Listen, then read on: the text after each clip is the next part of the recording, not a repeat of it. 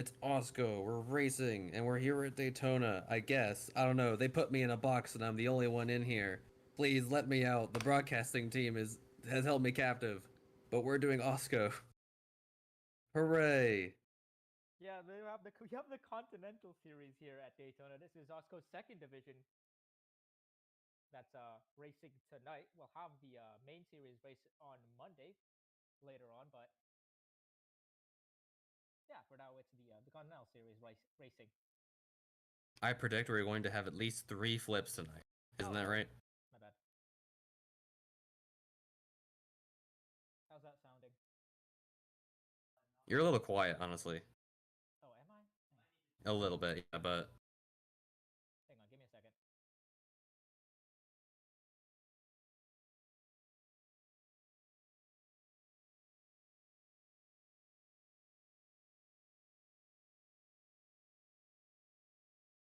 yeah, we should expect a pretty good opener for the Continental Series today. Just saying. I think it's going to be fun to watch. It's 50% race length? Or is it 30?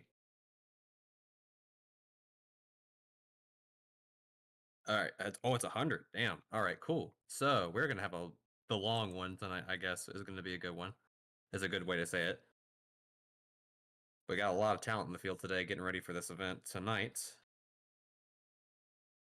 So let's just say that hopefully everything goes well. Hopefully nobody dies, and hopefully we can get at least half the field to finish the race. That's what I'm expecting. At least half with 3 flips, which is technically impossible, but who knows? It'll actually be possible. But I believe I believe in the possibilities because I am a gambler.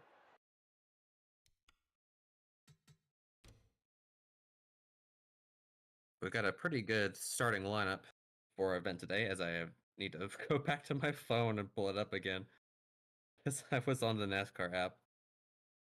But for our first row, we've got Eliza Evergreen, yes, and Izzy Oberman in the 93. That's your starting front row. Row number 2 is Mayumi Moriyama and Freya von Lundquist in the 42. I remember that name from something else. Row 3, Cassidy Jones in the 4, and Sheezy Min in the 46. I apologize if I butcher some names for this one. And for the 54, you've got Brenda Davis and Isabella Fitzmaurice.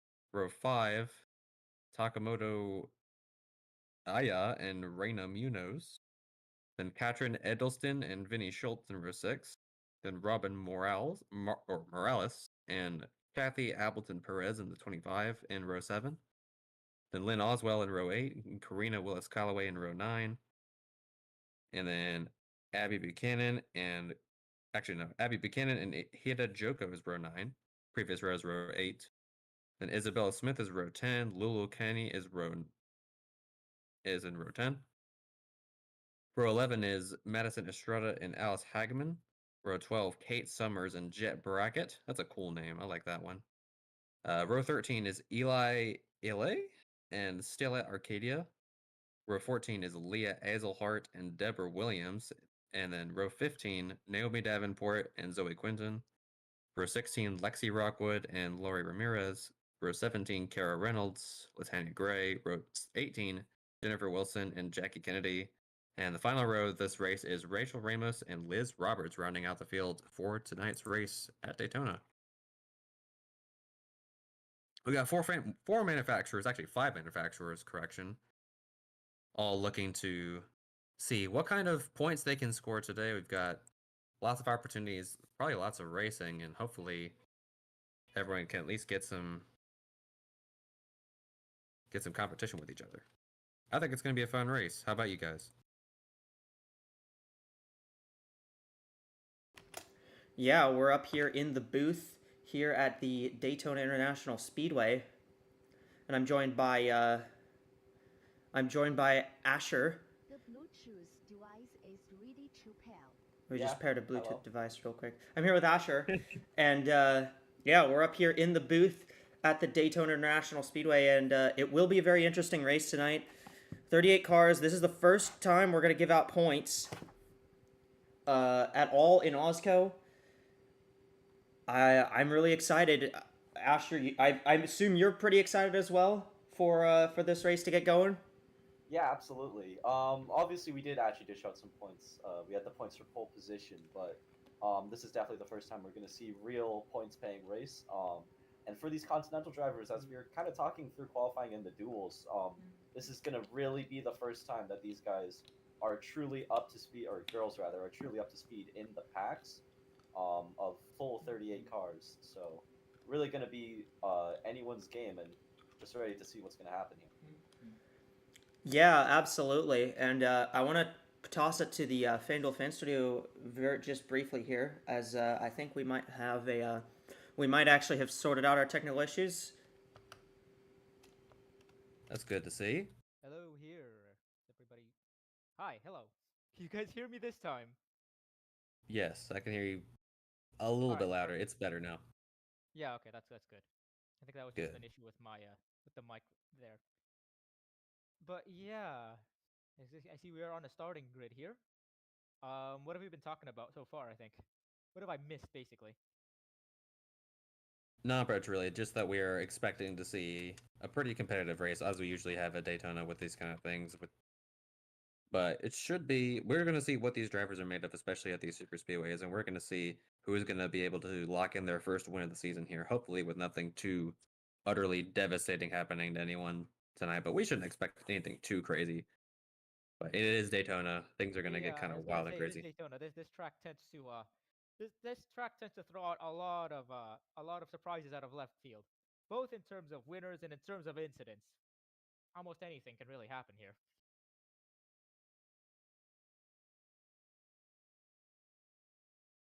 Nope. Got a group.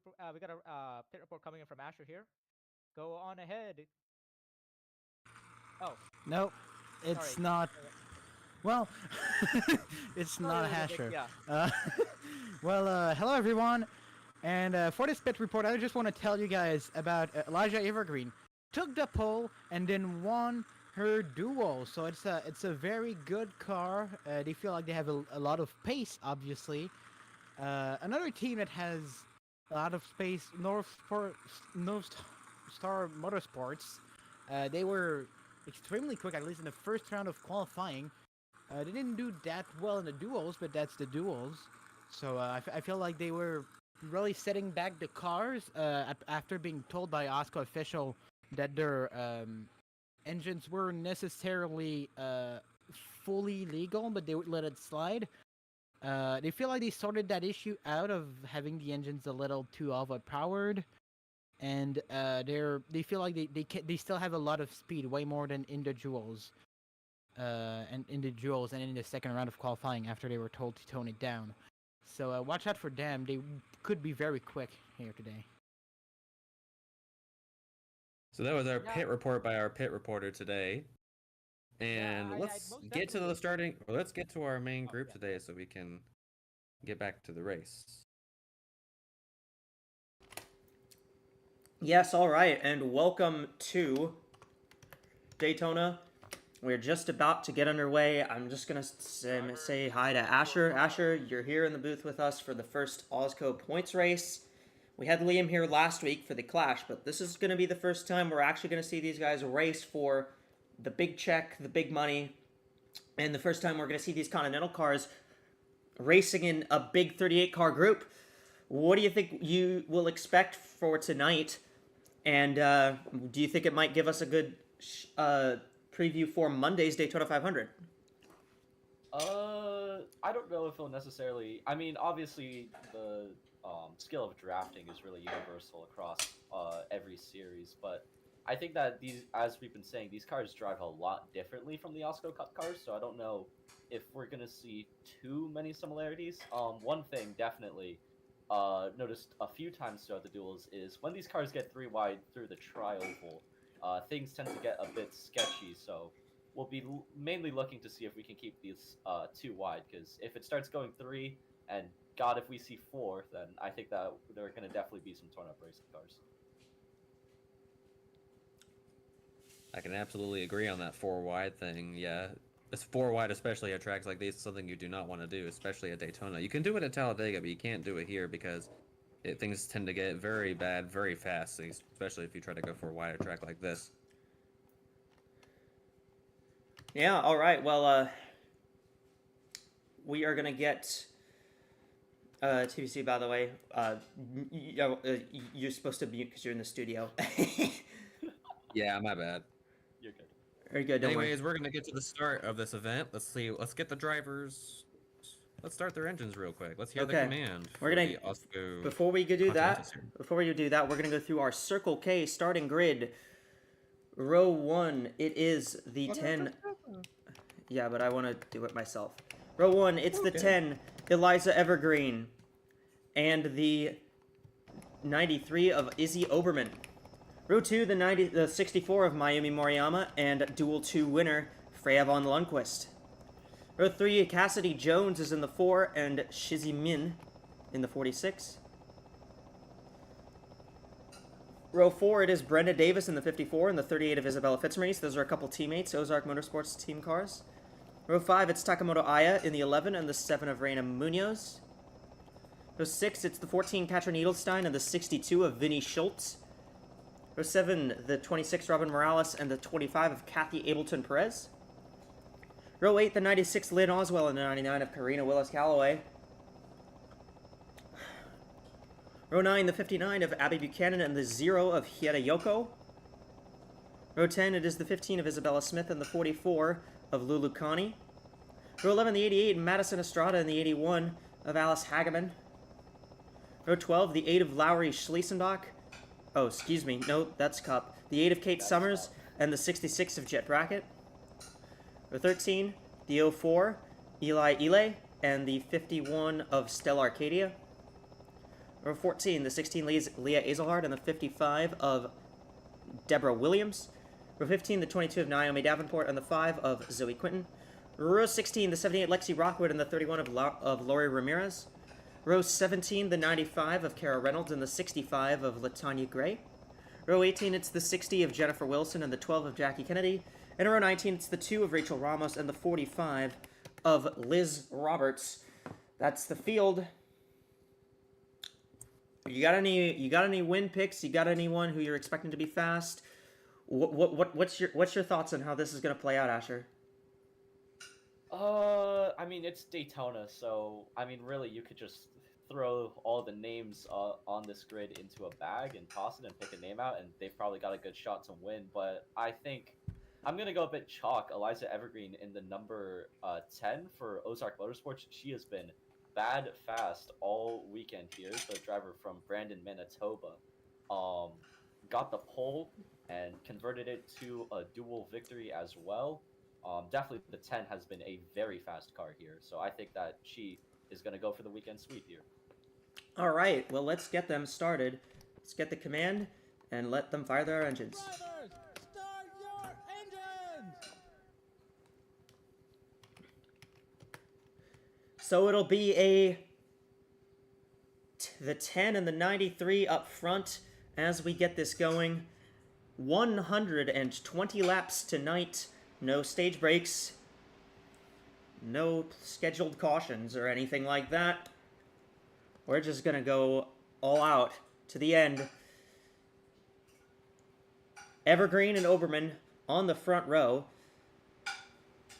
Those two locked down the front row in qualifying on Tuesday.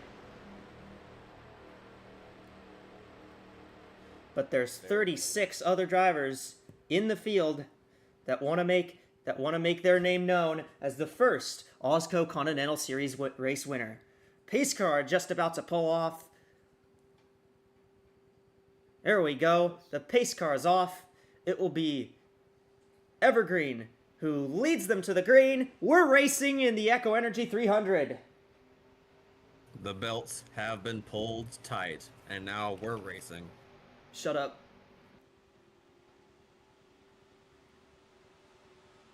It's a pretty even getaway between Evergreen and Oberman into turn 1. We're already going 3 wide, though. That is, I believe, the 54 of Brenda Davis who's put it 3 wide. So they're getting already pretty aggressive here at Daytona. Here goes the 64, looks down low. Yumi Moriyama trying to get the race lead.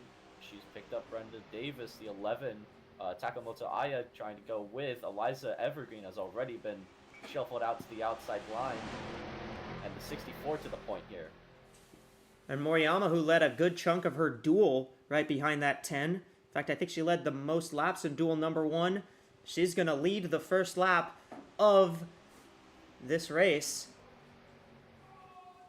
And they are 3 wide behind the leaders. They're Gotta 3 keep it wide. clean for this lap. 3 wide through the most whole of the field. pack.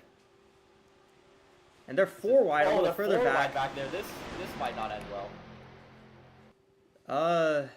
Somehow I think that's the it's 8. I see the 8 in that. the 8's back there with the 16. Are they still 4? They're still 4, I think the 8 but it's is gonna somehow. break I think the back 8's out of gonna this. get. I think the 8's gonna get Yeah. in. I mean, I think that is really Kate Summers being like, okay, this is a bit too aggressive for lap 2 of 120. Let's calm it down a bit here. That's a smart move to avoid junking some race cars.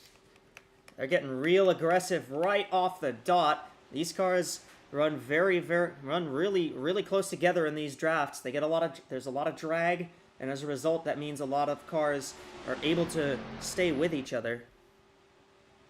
Here comes Lynn Oswald for the lead at the 96. And Dark 96, Horse Racing. yeah, those Fords have been very fast. They were very fast in qualifying. They weren't able to take home a dual win, but the Fords were very good in single car qualifying, so they've clearly got a lot of speed. Here comes the 59 of Abby Buchanan. And there's another Ford. To the point goes the 59 of Buchanan. We're seeing a bit of shuffle racing now, as the 64 is giving way to the 96, giving way to Buchanan in the 59, and so logically that means that the car next up is going to be this 81. That is Alice Hageman.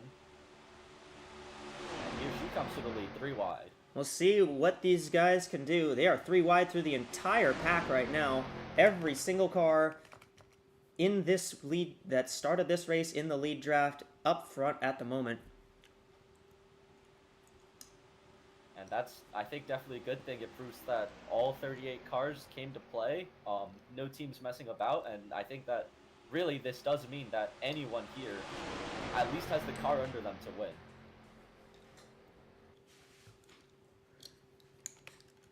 Oh, And we just hope they don't go 4 wide here. That's pretty much the main hope here. Oh my goodness. That's the 88 of Madison Estrada, who tried to cut back down to the inside but was not clear. So she was going to ride it out in the middle. It's still the 81 controlling the lanes, Alice Hageman.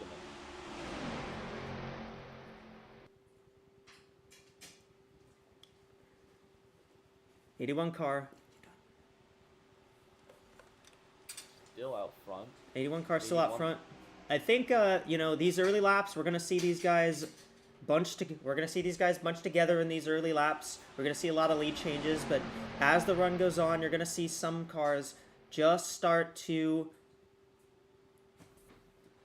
We're gonna see some cars that are just gonna start to spread out and see who's the faster cars. And right now we're seeing the 81 lead just a little bit.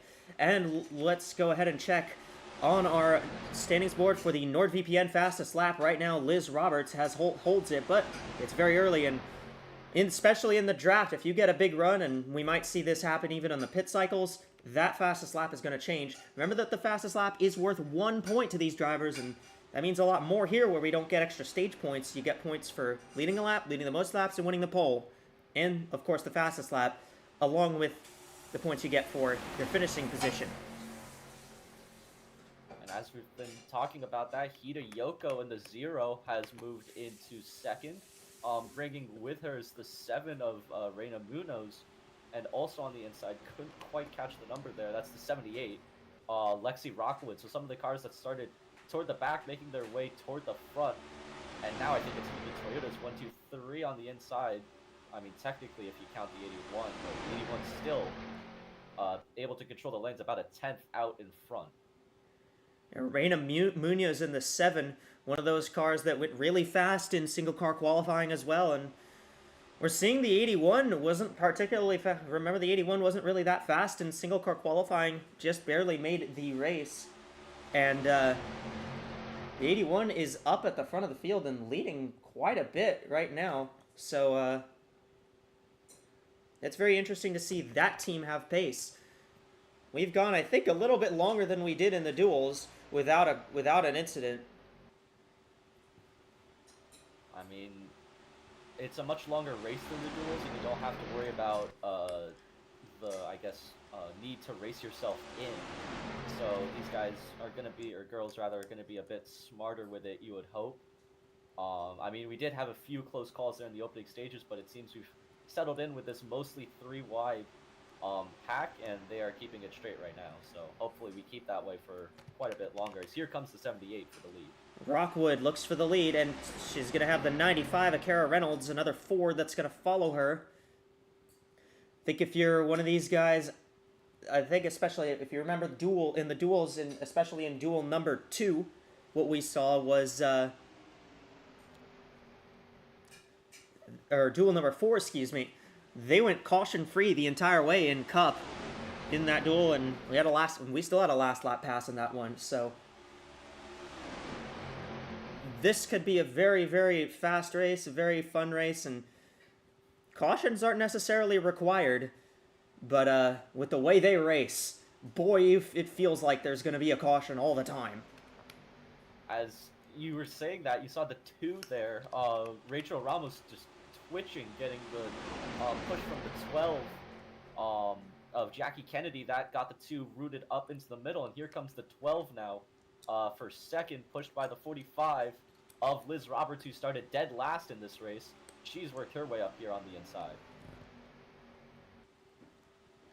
And the 45 in that Panos Racing team, they had some interesting qualifying efforts. They were pretty solid in their qualifying effort, but that 45 started dead last, as it was the last car to make it in terms of the qualifying time, because the final 8 starting spots were set by qualifying, by single car qualifying instead of the duels. We did have 7 cars that failed to qualify for the race, and that's going to happen when you have Continental, which has this 38-car field and 45 cars entered each week. Some guys aren't going to make it, but the 78's not going to hold the lead anymore. Now it's going to be the 5 of Zoe Quinton out front, as the Coloradoan driver takes a hold of the lead. And we got a pit report from Lou on the number 11 car, that is Takamoto Aya. Take it away, Lou. Alright guys, so a couple of minutes ago, Aya was talking to her spotter saying how she's frustrated that she is stuck on that outside lane and stuck at just not able to move down. Now she's been able to move down a little bit, but because she saw the 4-wide situation back there, and she was saying if they keep racing like that, these cars are gonna wreck, and they're gonna wreck really hard as the car pass by the start-finish line. Sorry. So yes, that's something we're gonna see here tonight with these Continental drivers, not necessarily as experienced as the other drivers in the Cup Series.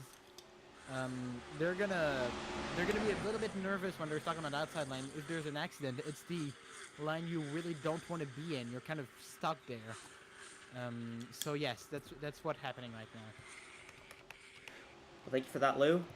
We had a challenge for the lead. Kathy Ableton Perez wanted to take it away from Zoe Quinton. Now here comes the 66 of Jet Brackett coming through, and the 15 of Isabella Smith, who was at the back of the pack earlier. She was actually a little bit off the pack for a little bit there.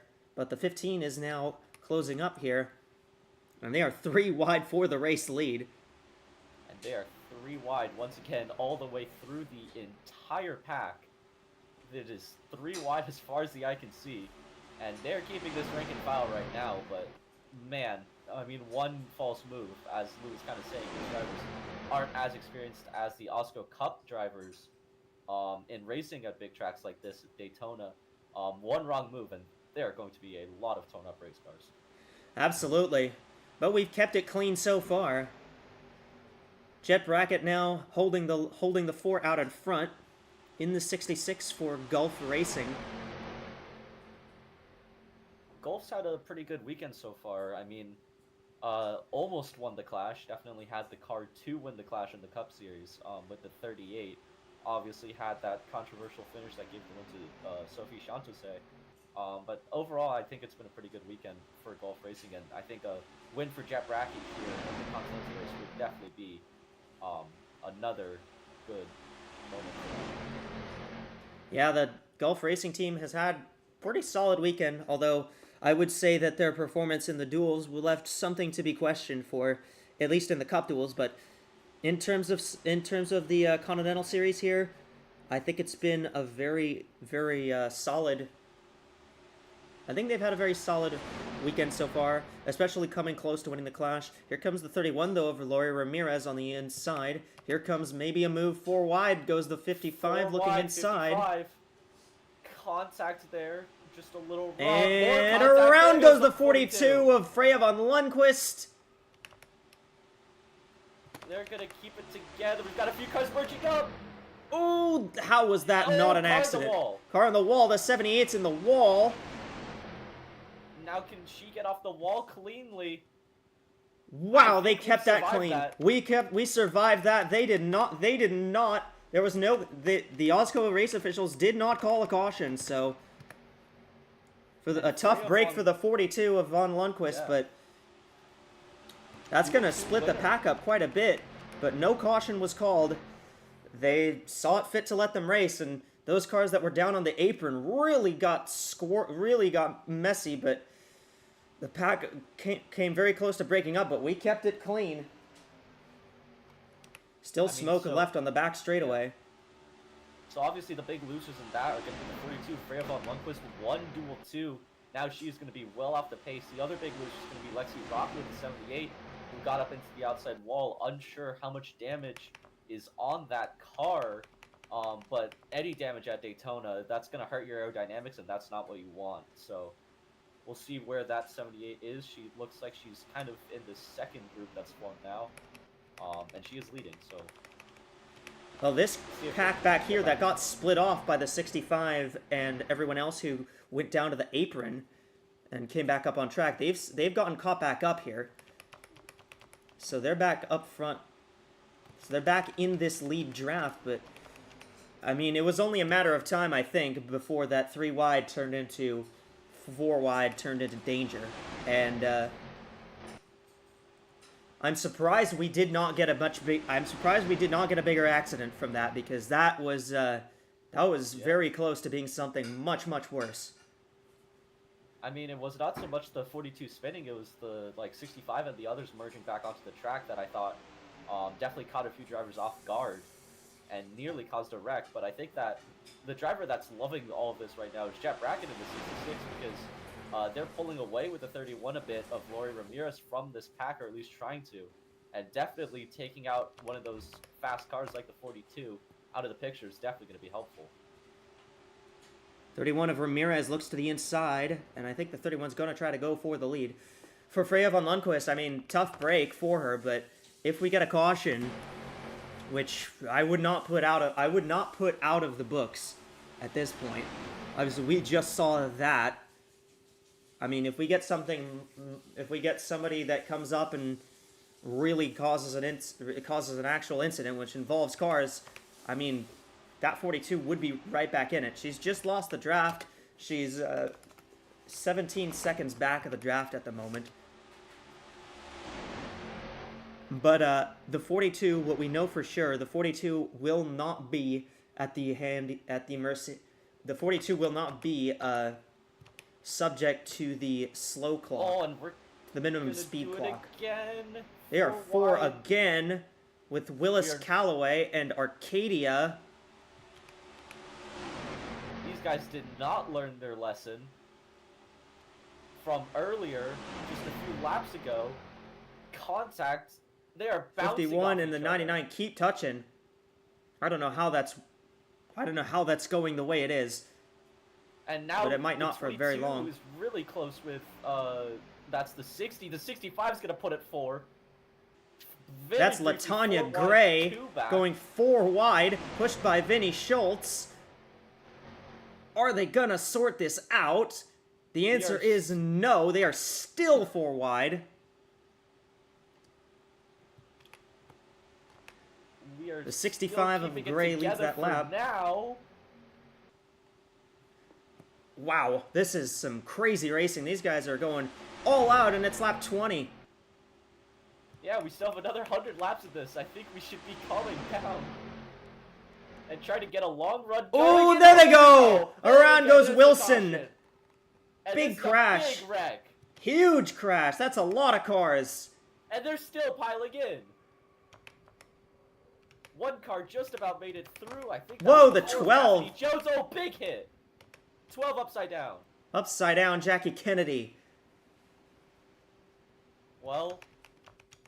And there's Here the we go. caution. As they race back to the line, it is going to be Katrin Edelstein who has the lead, but that was the big one. And they're Oh, it's still wrecking. wrecking. Whoa! What happened back here? Big hit. Cheesy Min in it. 31-5. Oh my goodness. That is most of the field in this one.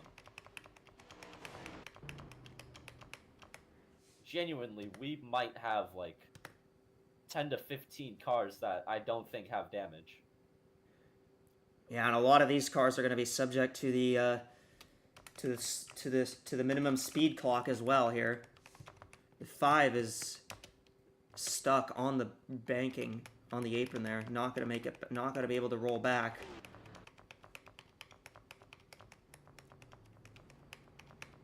So I think that incident goes to show that definitely there was a level of inexperience. I mean, a lot of cars piling in there and it just blocked the track. We do have a pit report from Lou, so take it away. All right, guys. So there were already the 65 and the 10 were some of the cars that started it when they went that 4 wide situation there, and the 65 and the 10 already had complaints from driver because they were the 2 cars that came in. They came back to the group after that spin a couple of laps earlier on lap 10. So there's 2 incidents they were in about what 5 lap distance, not even.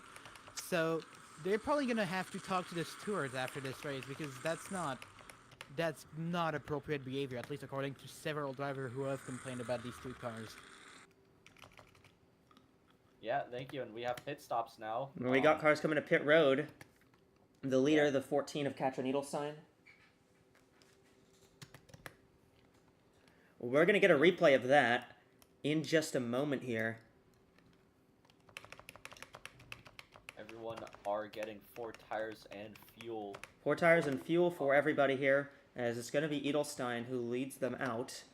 Then it will be Connie, Summers, Moriyama, Schultz, Azelhart, Munoz, Ramos, Evergreen, and Jones. So I think that's pretty close to the list of the cars that we have left in this one that aren't at least somewhat damaged. Look at that list Yeah. of DNFs. I mean, we knew the wreck was going to happen. Just, yeah.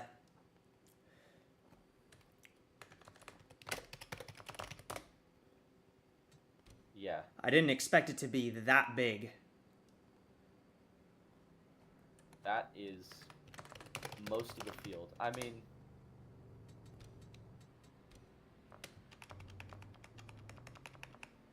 wow. 10 with the hood off. 10 has no hood. Yeah, we have I think we have 21 cars left that are running in the race at the moment. And there's one car that's looking like a modified out there, not just the 10. There's another one I saw. Well, let's go back and see what was the cause of that. I think it was to kind of lose point. It was the 65, I think it was. That would be Latiana Gray. Latanya Gray, yeah. Latanya Gray. Because, I mean, look at this. It's really, I guess, the cars behind the 65. It's the 99 and the 60. From our spectator I mean, cam. 99, the 60, and the 99 just gets really squirrely, and everyone stacks up. At this point, there's just nowhere to go. There's nowhere to go here, yeah, and that's just a absolute track blocker right there. And there's the 78 just plowing right into the 12. I mean, there was so much smoke. I think the 78 might have just not known that the 12 was there, and by the time you saw it, it was too late. I mean, look at, yeah. That is a big hit. Man. And the 12 just goes straight up and over, and comes to rest on her lid. And there was more wrecking. Not sure what. Yeah, something happened to the 99 of Karina Willis Calloway afterwards. I'm not sure if they might have gotten sideswiped by someone. I think trying to make it back to pit. She's road. coming down to pit road. Oh, it was the 26 of Robin Morales. Runs through her. And then 45 and 25 had nowhere to go, and same for the 46 there. And then multiple others. I think the 31 might have gotten through that relatively clean. I want to go on board with the 4 of Cassidy Jones because she managed to get through that. Yeah, I did mention that. I think the 4 actually did get through this clean. Just about as clean as he could have. With our Gatorade on board. There's the wreck. Oh man. Oh, might have just a touch with the 54. Just gave the 54 a little punt there. Ooh. Got by the 38, and that is the wreck avoided. As all manner of mayhem breaks out behind.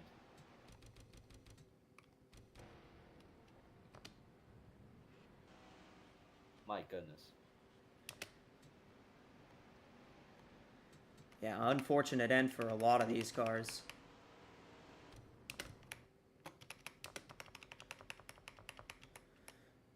.44 apparently has just blown up. Yeah, the 44 has just had an engine issue unrelated to this. So Lulu Connie is going to be out of the race here. Yeah, she made it. She was in front of that, and she's going to retire out. So there's going to be just 20 cars left in the race now. As the lights are out, so we are getting prepared to go back green. But before we do that, I want to go ahead and check in with our FanDuel fan studio. What are your guys' thoughts on what happened there? Well, that was certainly a belter, I think. That 4 wide lasted quite a while. We had two instances of 4 wide. One lasted approximately half a straightaway. The other one lasted 1.5 quarter lap before all that happened. But yeah, it felt inevitable when they ran a full lap 4 wide without any trouble that something was going to go wrong, I think. How about you? And just like that, so many of those contenders have been taken out of the race this early. It's not something you want to see as a team owner or as a driver, but now you just want to know when does the next wreck happen and how many of these cars are going to survive the race. Like, we already have a massive retirement list. Yeah, I think there's I think these drivers are going to get some messages just telling them to back down a little bit there. You don't want to. The last thing you want to do is go 4 wide and wreck another 10, 15 cars. Because that would be 2/3 of the field at that point. Absolutely. So let's take it back to the booth for the rest of this race while we're under this caution. All right, take it away, Booth. Yep, I'm going to take it away. Wow. So yeah, I mean, we lost about half the field there, and we're probably going to lose a lot more. In terms of the with the minimum speed minimum speed clock, probably going to lose more cars. So I'm thinking we probably have about 10-ish cars left that are actually going to be competitive in this one. Pace car is off. 14 Ketcher and Edelston leads us back to the green. Green at Daytona, 25 of 120. This is going to be a long next 100 laps or so for these guys. I guess more like 95, but these next few laps are going to take a while. We already got a move for the lead. Here comes Kate Summers in the 8 car, looking to the inside on Edelstein. both I of the mean, Heath. best- But remember, I think it's interesting to note that both of the Heath Clarkson racing cars did survive that wreck, and they have a technical alliance with Heartland Racing, who have been noted for having a very good restrictor plate racing program. They've got that partnership set up over there, and could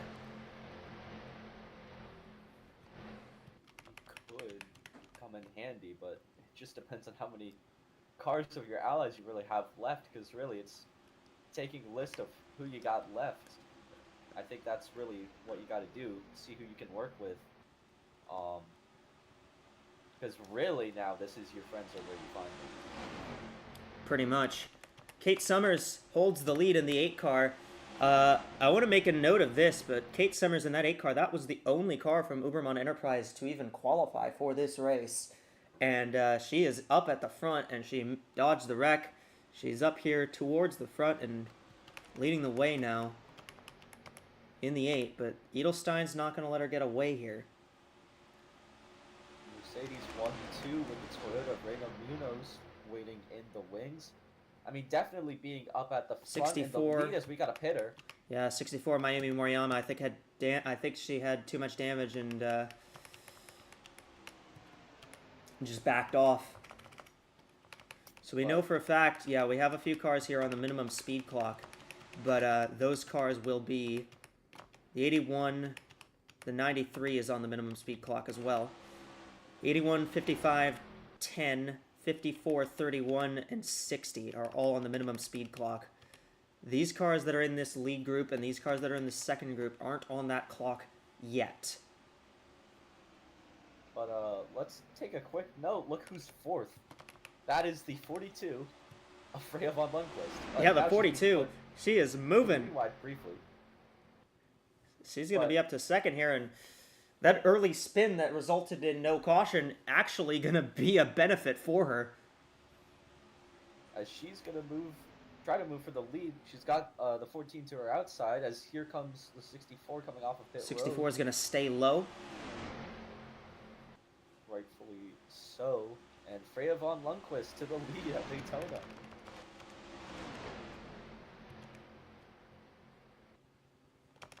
And the 42 takes the lead away, and wow. Wow. Remember when the 42 spun, and that team was not particularly happy, but now she is out front, and she is on the move. I mean, Missed that wreck, and so the 42 proved that it was definitely a good car underneath it. And then you think about some of the other cars that started up toward the front that proved that they were good in qualifying or the duels. 10 is out, 93 is out, 64's got heavy damage, 4 is further back in the pack, 46 is out. I mean, really, the 42 is definitely one of the better, if not the best car that is still in this race. yeah, obviously we saw the 42 von Lundqvist very fast in her duel. I mean, she literally won it. So 7 and the 62 kind of fishtailing a bit there in the draft.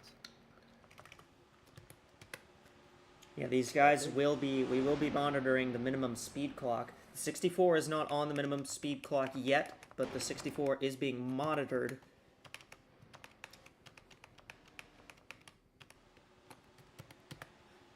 But that car is not being subject to the minimum speed regulation yet. Yeah, but I think if you're really not in the top 6 right now, I think this is basically just going to be riding around and just waiting for that checkered flag to fall, because, I mean, they are 3 seconds ahead of the 15 in 7th. So I think that even with the field thinning out as much as it is, I don't really know what the caution potential is. So Probably unless not very something much. really stupid happens. I think think that if we're going to get a yellow, it's going to be because someone has a mech fail and they stop on the track and Yeah. they can't get back going. I think that's going to be what would cause a yellow. So it is the 8 now trying to take the lead. Here comes the 14 Oh of my Edelstein. They're going 3 wide there. And this group back here, not exactly slouches at the moment. So we know this group is also not on the minimum speed clock. Yeah, they're definitely running well enough. But we were saying how there would be low caution chance, and then the 14 immediately puts it 3 wide. So clearly, there is a bit of an urgency still there, despite the big wreck. We are still on lap 31 of 120. We are not even at the third waypoint. So I would say, if I was on the headsets to any of these cars, do not put it 3 wide right now. It is not worth it. Yeah, and these guys just very, very aggressive everywhere, all over the place, and 14 again, 3 wide.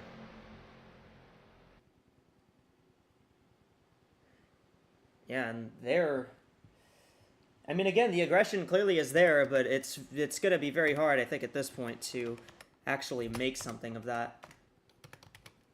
The 93 has been told that they need to get off the track as they are too slow. So Izzy Oberman will be coming to pit road here, and the leaders will be coming by. That is day done for the outside pole sitter. And the 81 of Alice Hageman is also being told you're going to need to park it this time by. The 10 and the 55 right here are drafting off each other. They've got about a couple more laps before they get told that they have to park it. Yeah, and those were all really fast cars in the first stages. But now we're down to this. This is all we have left.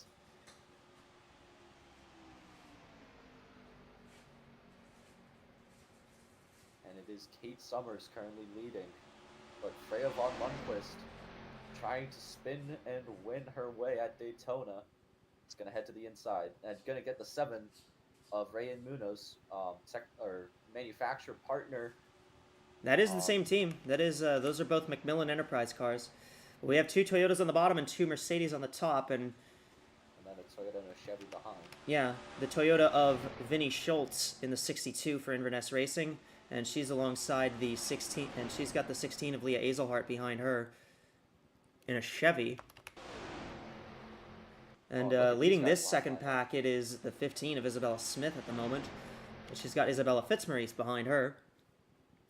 So a lot of Izzies. We're also getting word that the 55 and the 10 are being told they need to park it after this lap.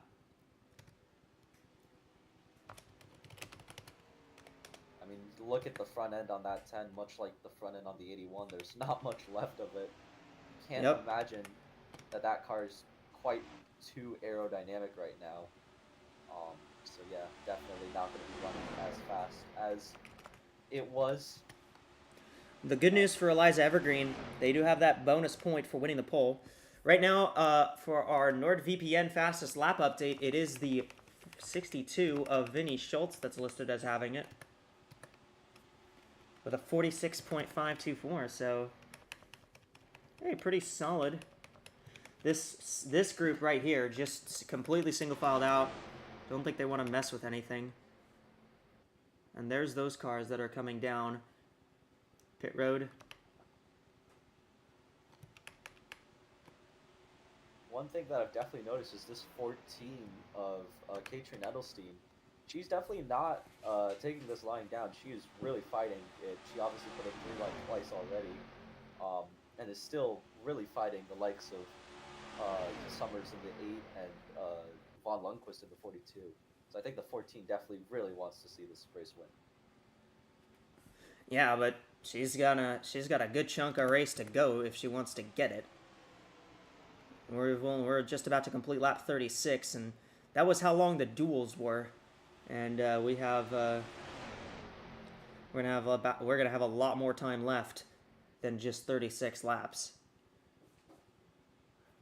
And we're gonna get a pit report here quickly from Lou. So Lou, what you got for us? Alright guys, it's just to tell you that we have had all 9 drivers that had to go to the in the racetrack medical center. All of them were released except for the 99 who is complaining about some back pains. It's nothing threatening. They're just attending to it with a therapist. But the 93 of Izzy Oberman that got disqualified came out of the car and was in visible pain, and after was taken by members of her team to the medical center. They don't exactly know what is happening. Apparently, she had a driver's side hit during that big one there. We still don't know what's happening, but yes, she was in visible pain when they were taking, well, when she was being extracted from the car.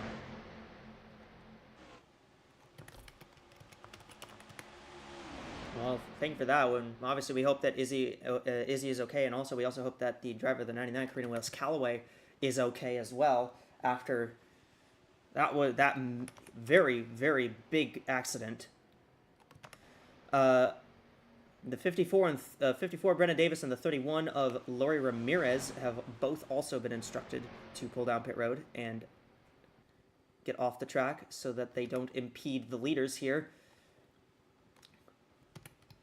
But yeah, definitely hope that both drivers are okay. That wreck, I mean, certainly giving a test to these cars that the AWSCO officials have built, and really it held up quite well. There were some very vicious hits there, and the fact that it seems that no one has walked away with very serious injuries is, I think, a testament. Absolutely, and after a big crash like that, especially, you hate seeing big crashes like that, but the fact that all these drivers were able to get out and walk and get backs and be safe afterwards is really a testament to how well built and how safe these race cars are. So it is Freya von Lundquist still out front at the moment. We know for a fact, we are being told that the 60 of Jennifer Wilson has also been told to park it, and that nobody else who that is on the minimum speed clock at this time is going to be told to pull down pit road. So that means we have 12 cars left in this race. We have 13. 13, sorry. Because the 64 is still running, but the 64 is a lap down right now because she pitted under the green flag. Well, we started with 38 cars. And we have the way in. We have 13 left. Yep. We're just about to complete the 40th lap of the race. A big crash took out most of this field on the back straightaway, and these guys are right now they're just running to try and these guys are just running to try and get some laps led, get some bonus points, and it's going to be one of these 6. In fact, honestly, I think it might just be one of the top 4 at this point, because the 62 and the 16 have really not been able to make up that much ground. Yeah, I think that these two are just kind of biding their time. The big mover still, not really in position, but in attempts, is the 14 of Katrin Edelstein. And very, very brief 3 wide there between the 42, 7, and 14. And the 8 of Kate Summers back to the lead. Yeah, Kate Summers, the only driver from her team at Uberman Enterprise that even qualified for this race. And she's doing a pretty good job right now, leading the way. Managed to get through that wreck, and that all the Mercedes is looking very fast as we have. It's going to be a battle between the Mercedes and the Fords, or not the Fords, the Toyotas up here, I think. I don't know. Munoz is kind of dropping off a little bit.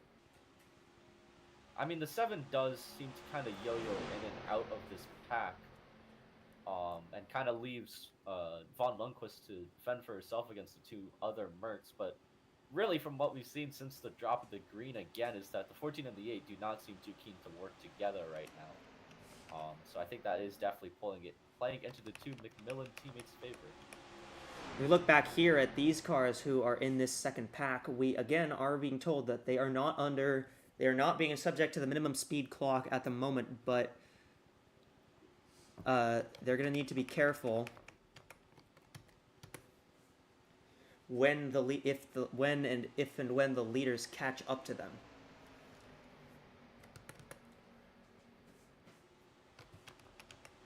single filed out now. These guys might just be trying to get some laps clicked off here at this point, because when there's not a lot of cars left at the front, it's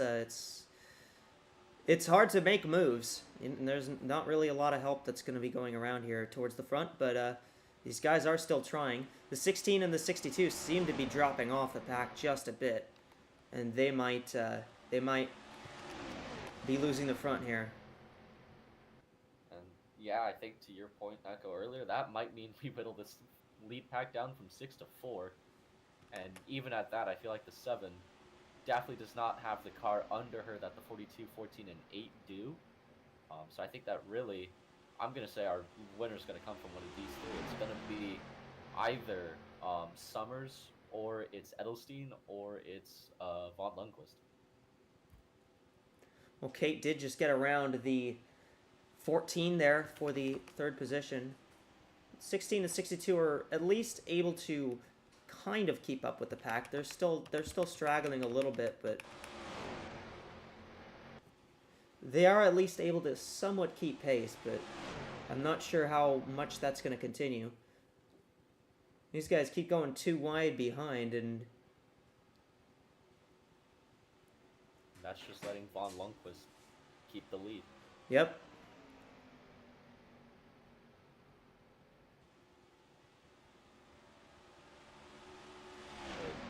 So definitely these cars can still build the runs. It's just the help from behind isn't necessarily there, as you were saying, but now the two Mercs are actually not going to work together. 14 wanted to take it 3 wide. Going to have to tuck into line for now. And now I think she's Edelstein's going to do it this time. Yes, she is. Yeah, the 16 and 62 are now a second back. I think they've fully lost this lead draft.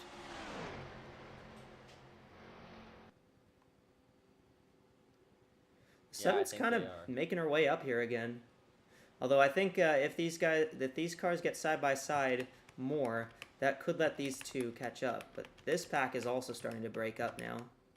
Yeah, and they've definitely been dropping off. It was about 19 seconds, the 15 from the lead a few laps ago. It's up to 23 now. At the moment, so I think that the 64 is actually running faster laps than the 4 and the 0. So I think these two would be considered to be under the minimum speed clock. And the 62 of Vinny Schultz has just come to pit road. I believe this is scheduled. It does appear to be, but seems like I guess we don't have enough cars left in the field to really be able to determine when everyone is coming in. You just have to kind of come in when you feel like it. You got to kind of work together with everybody else. Yeah, so we'll see if we are. The rest of these. That is a bit curious to me, because. We're about, say, what, 30 laps from our last pit stop? About, what, the caution was on lap 20, I think? Okay, and the fuel window is about 32 laps, so we've made it about 26, 28 laps. That'd be a short pit and a half. I don't really agree with this. This is a bit of a strange call, I think, especially because she's not going to have any draft. She's going to get lapped here, but yeah, I'm not really sure what that strategy call was from the Inverness Racing team. As we're going to go 3 wide now for the lead. Here comes Kate Summers. And the 42, once again, just going to back out of that, live to fight another day. And I think that's a good move. Yeah, it's both of these Mercs, the 8 and the 14, have been very aggressive.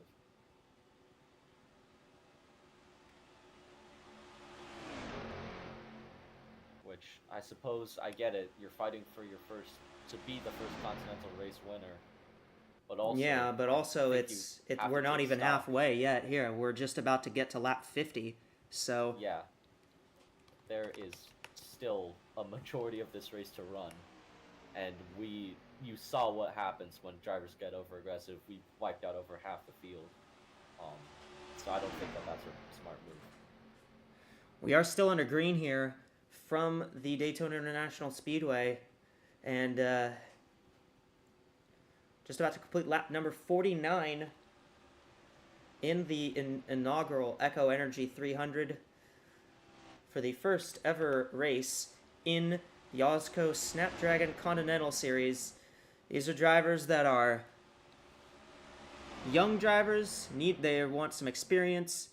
They want to try and get to the top level of this kind of stock car racing, but you got to go through here first. And this series, unlike Cup has a lot of road courses. This series doesn't have any at all. In fact, we mostly run short tracks in this series. Yeah, but obviously we are on the big oval at Daytona. Seven Of course, car we get into the seventh Munoz is coming to pit road, so we are going to see. Yeah, we are seeing actual stops now. About 30 laps down. 30 laps into this run. That is about when I felt like we were going to see this. So I suppose that's interesting that these are only single cars coming in. I would figure that Munoz 8 would car try to- has an engine issue, apparently. Oh, my Kate goodness. Summers with trouble. So whittle it down to 3 cars. And the But- 8 car, who was one of the contenders for the race win, is not going to be one anymore. My goodness. We really aren't going to have many cars finish this race. But as I was kind of saying earlier, before the 8 had her problems as the 14 peels in, I would figure that Munoz would have tried to work with Von Lundquist to pit at the same time, but I guess not. And with the 8 now out of the picture, I guess that doesn't really matter. But man, that is big. Doesn't seem like a major problem. They might be able to get that fixed, but I don't think it's going to be running as well as it was. It says it's a .154 there, so. Fairly minor. As 7's going to go down a lap to the 42. 42 will get by the 7. The 42 now will try to lap the 64 here. I think the 42 is going to come to pit road, though. Yeah. Yeah, she is. And there she goes. So Freya Von Lundquist pits from the lead, which means her closest challenge, I believe, will now be... It will go back to being the 14 here. Yes, I believe. Oh, and Ooh, contact on pit road. with Smith and Yoko. Doesn't look like any apparent damage to either car, but once again, just one of those little things. Seeing a bit of an experience. If you're one of these cars, if you're the 14 or the 7, you're going to try and get hooked up in a draft here, I think. But,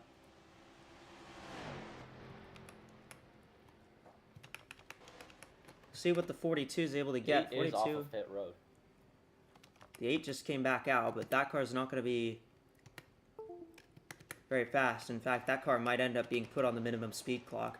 Here we go. We got a battle for what would become the net lead right here with the 14 and the 7. So these two have at least linked up, and they are in a bit of a draft. They've also got the 64, who's a lap car in front of them, so that could help them as well. They're going to come out Is this just... in that lead? If the 42 can get up to speed, I think Von Lundquist can hold this. We'll see.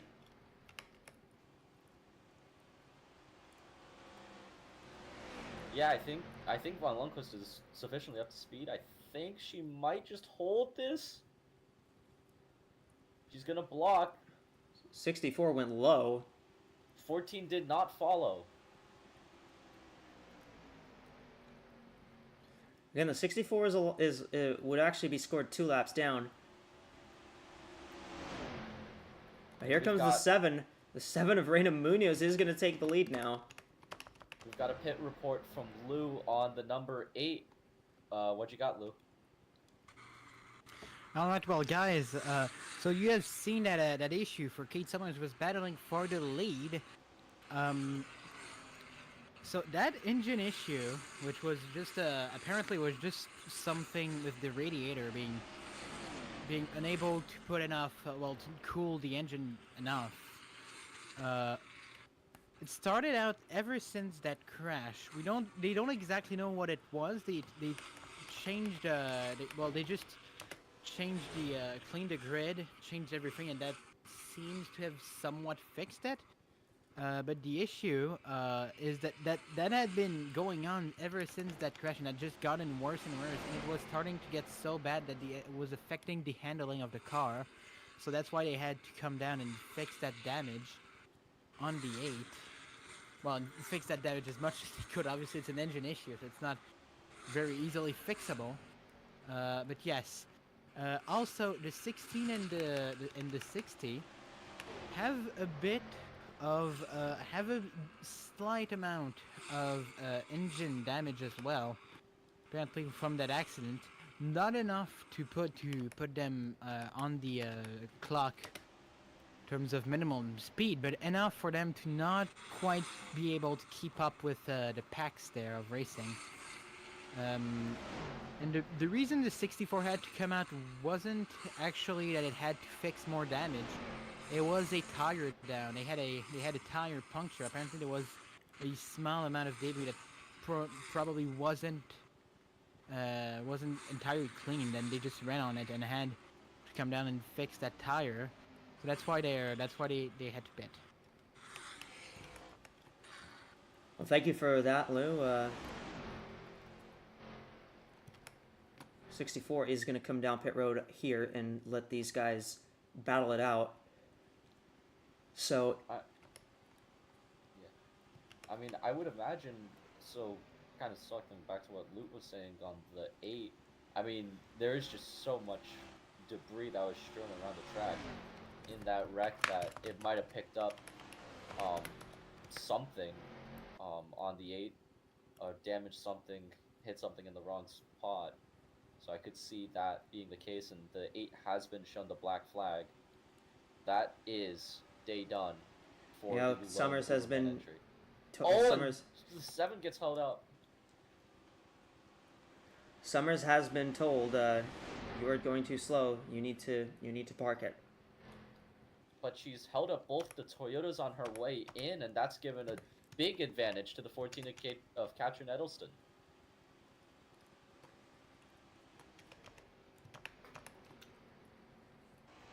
I'm not too sure how kindly AWSCO officials are going to be looking at that one. The 42 does get down the inside. 42 is going to have some help from the 7. So yeah, now we have 2 McMillan entries, and the Merc, the lone Merc of Katrin Edelston, no longer with any Katrin semblance of a rear Edelstein. gunner. Edelstein. I keep messing it up. My bad. What is the 64 doing? contact! Oh, the Oh, 64 has gone around. The 15 And the apparently had an 15 issue. blowed up. No caution. No caution for this I don't one. know if They it's have. the Oh no, back the though. caution The is out caution is now. out The now. caution is out, Oh my goodness. and a major issue. On the 15. And well, Just when we thought we couldn't get a yellow. yeah, I thought we were gonna go clean throughout, but Just shy of halfway, we are back under yellow. we are back under the yellow flag, and for the second time today, as Mayumi Moriyama had some sort of veered down low, I think, because the 15 was blowing up on the apron, and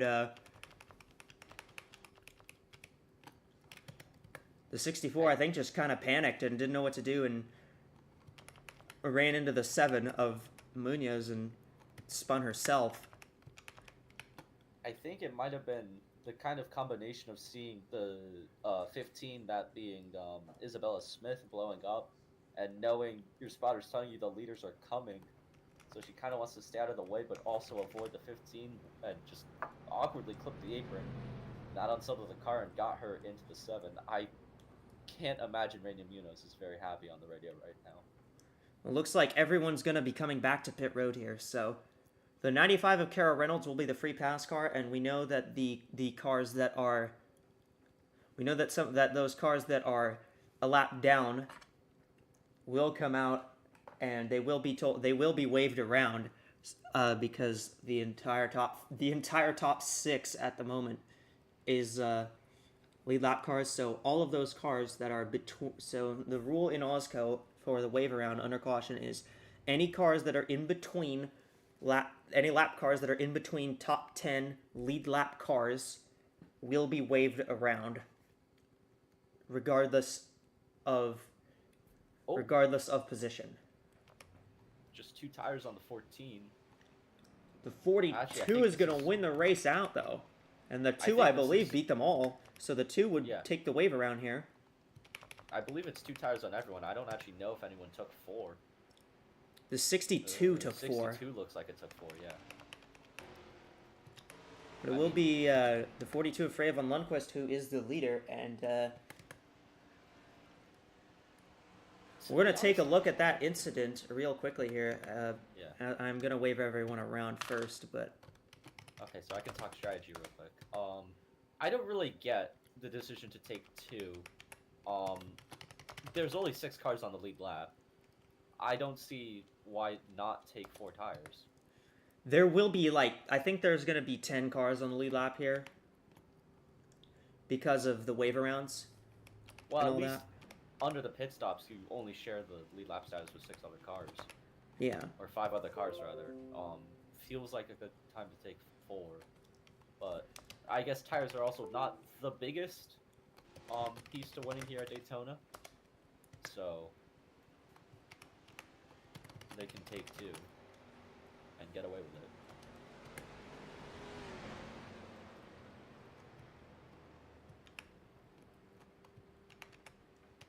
There are the wave rounds.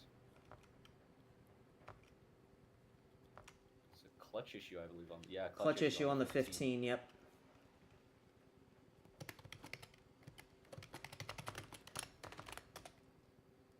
'64 will also take the wave run. All right, well, let's see what happened to cause that caution to bring out the yellow flag, and then after that, we're gonna take you to the.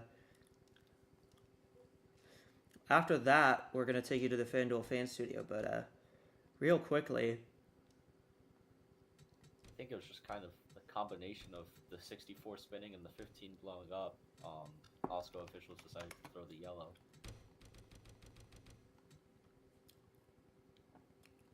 Yeah.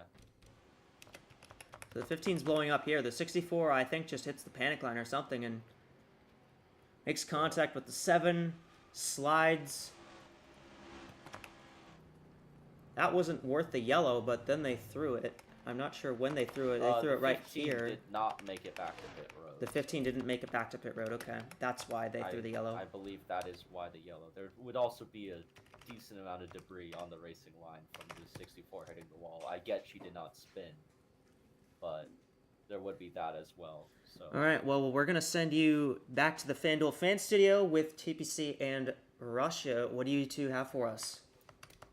Thank you, Echo. Now, back at the FanDuel booth, we've been observing the race after that little green flag run we have there, and quite honestly, I think that race could have potentially gone green to the rest of all the way to the checkered flag, but after that little incident we had there, I'm a little skeptical. What do you think about the rest of this race? Well, I mean, with every car we take out of the race, there's less of a chance of caution, I think, and there's approximately 10, 11 cars left in this race, I think. And really, I think only about 5 or 6 competitive cars. We'll see what the 60 is, given that they fell out of the draft eventually. But the 62 took 4 tires, and everyone else took 2, I think. So we'll see what happens with those 2 cars. We'll see if they can hold on to the pack this time around. I definitely think it's going to come down to pit strategy in the end. This little group of cars right here is definitely going to be the main driving force this whole time. But they just have to worry about not having any issues whatsoever for the rest of this event. And they also got to make sure that they have no issues on pit road as well. So you got to make sure your car comes home in one piece, your engine comes home in one piece, and your pit crew comes home in one piece as well. With that, let's take it back to the booth. Yeah, thank you guys for that. And we did just get the 1 to go signal, so we are going to be going green. When we come back around, we just have 11 cars left in the race and 10 cars on the lead lap, as we've just waved everyone around to, we've waved everyone around here for the green flag. So Asher At this point, mid-race, how do you feel about, well, everything? How do you feel about how the race has gone? How do you feel about what do you think the rest of the race is going to be like? Who do you think is going to be contending? You think we might see some new drivers up here in terms of strategy and in terms of, think we might see some more contenders kind of get into play now that we're getting this restart here? I mean, we'll see. I think that definitely part of it is with some of the cars not contending is the fact they have underlying damage, and I don't know if they took enough time in the pit stop to really address that. So we're definitely gonna have to wait and see. The 16 definitely did hop the 7 on strategy. The 16 obviously of Leah Azelhart was not the fastest car in the draft. She and the 62 did lose the lead draft, but she'll be restarting third. We'll see what she can do. The 7 Reina Munoz now carrying a bit of damage from her run-in with Mayumi Moriyama. Hopefully that doesn't really affect her. As for the race so far, man, it has certainly been something. I will say, definitely the first race nerves were clearly present for all 38, and I think we just kind of rushed things too quickly. We're only at the halfway point, and there are 11 cars left. I think that should say enough about where this race has gone. Yeah, hopefully we have more cars remaining on Monday at this time. Oh, I mean, we're at lap 60, and we have 11 cars remaining. Green Okay. flag is out. We're back to racing from Daytona, and we have been told from AWSCO officials that the 64 has been put on the minimum speed clock, but we will see if that goes anywhere. The 0 and the 4 have also been put on that clock as a precaution. So the 14, Edelstein. 14, Yeah, the 14 of Edelstein looking to the inside. So the 16 of Azelhart is looking like she's able to hold the draft a bit better than she was in the last run, at least early. 62 and the 38. That is Isabella Fitzmaurice making her way up here as well. So we are definitely seeing a handful of new contenders. As the 38 Munoz is trying to hang on as well. 7's kind of it's tagging along to the back of this draft right now. 3 wide. These guys are 3 wide, and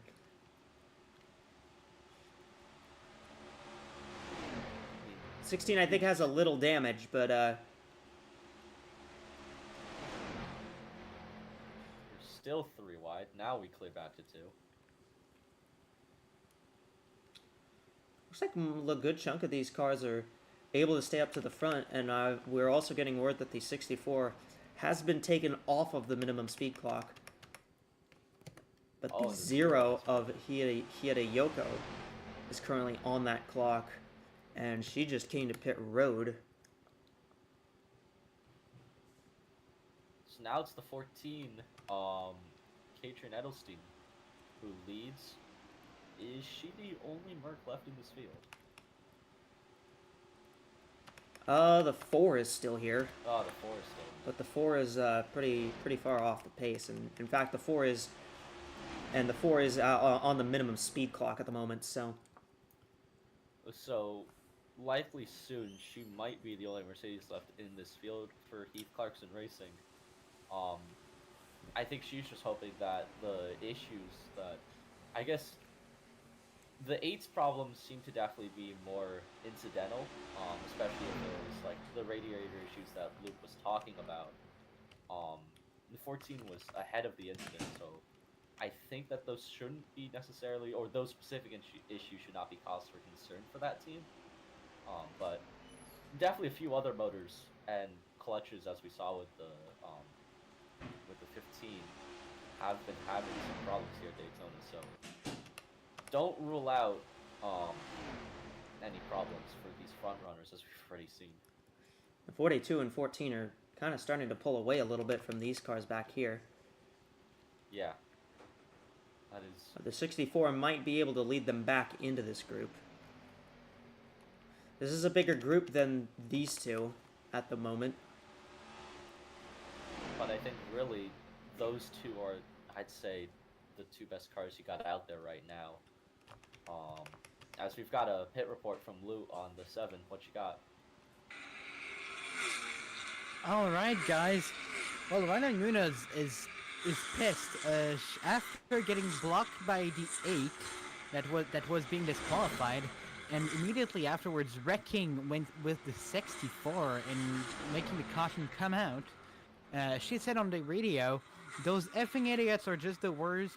They need to effing change things out there before this series turns into the motor racing, motor effing lol car like the last one." So she is extremely pissed, and I mean I can understand why she would be. She got into two incidents that almost took her out in about 2 laps time. So that is quite the situation for her. All right. And Thank you as the very interesting to note. Yeah, they've caught the 0 here, and the 0 I know was on the minimum speed clock, but they're gonna wait for her to go. They're gonna wait for her to get back behind before they make a decision. Apparently, we're hearing from officials that they're going to wait for the 0 to get cleared by everyone here before they make a decision on whether to signal the 0 to come into pit road. I think they will. The car looks pretty slow. Really fell through that pack quite quickly, and that's, I believe, going to leave us with 10 cars left in this race. The 64 just passed the 0-4 position, and Yep, that will indeed be 10.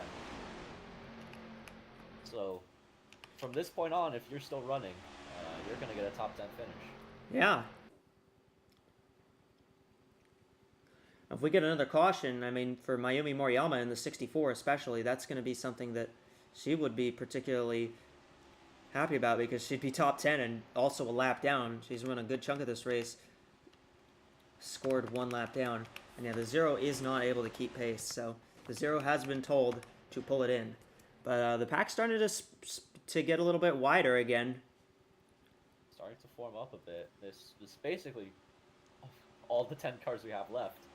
But Pretty much. Note on the 64, she's, despite the damage she has, she's definitely been able to hold the draft pretty well throughout this race. Yeah. So I think that if we can get another caution, maybe that might be what the 64 needs right now. We got a good bunch of cars up here that are still in this lead pack, and I'm kind of surprised because we didn't really see that before. Yeah, in the last run. Last run, really the pack really strung out, and the 0 car there actually kind of helped bring this pack back together, but it might string out again as when the 42 and the 14 get single filed out again.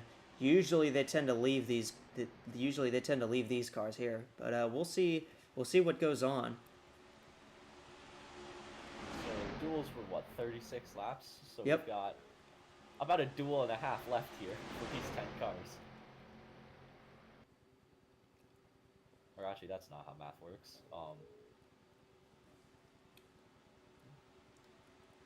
We know that the 4 is on the minimum speed clock, and we have just been told that the 2 and the 95 have also been posted on the minimum speed clock, so Might get less than 10 cars. I mean,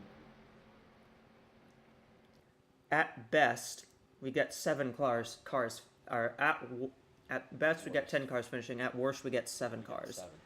Assuming no more incidents, obviously.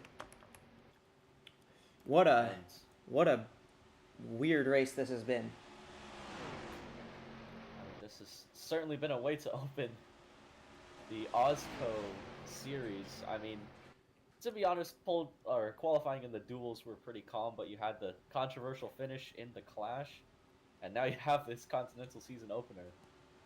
We've definitely been off to a start for this league.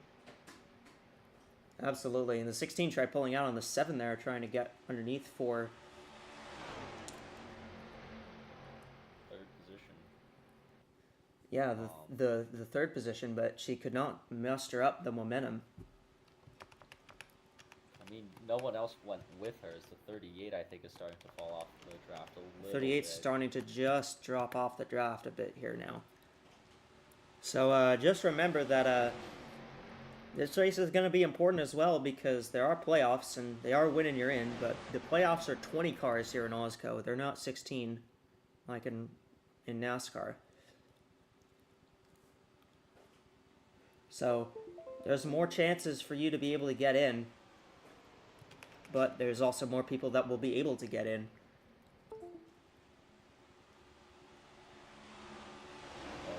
You'll get the permanent bragging rights of being the first one to punch your ticket. Yep, and the first one ever, first ever points winner will be decided in this race, and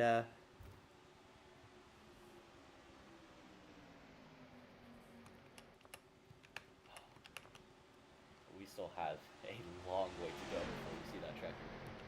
absolutely, and I think it's going to come down. Well, I think what it's going to come down to is the pit strategy here. These guys can make moves. They've been trying to make moves, or these girls can make moves, but they've tried to make moves, and the problem is the 42 and the 14 have just been gone for a good chunk of this run, and with these damaged cars, it's kind of been hard for these cars to hold pace with those two up there towards the front. I think one of the problems is that definitely some of the guys or girls who really want to go, like this 16, they can't hold pace with the 14 and the 42 unless they're all trained together. And so when they step out of line, they lose a bit of momentum, and that lets the 14 and 42 pull away. So I think that, as you see there again, Azelhart to the inside of Munoz. Yeah, but she drops back in. Now the 64 is going to try to make a move here on the 16, and I don't think she'll be able to do it either. I think she's going to be forced to drop back in. But the 7 and 16 and 64, they are closing. Yeah, they're catching. They're catching up to these lead two, so this isn't over by any means. I mean, as we've been saying, we just finished lap 75. There are 120 total. So we still have what? Let me do the math. 45 laps to go. We still have a long way. Yeah, before 45 laps it's still over. remain in this race, and there's still another pit stop that's left too that these guys have to that they'll have to make. So this race isn't over, and it's not even really close to over by any means. And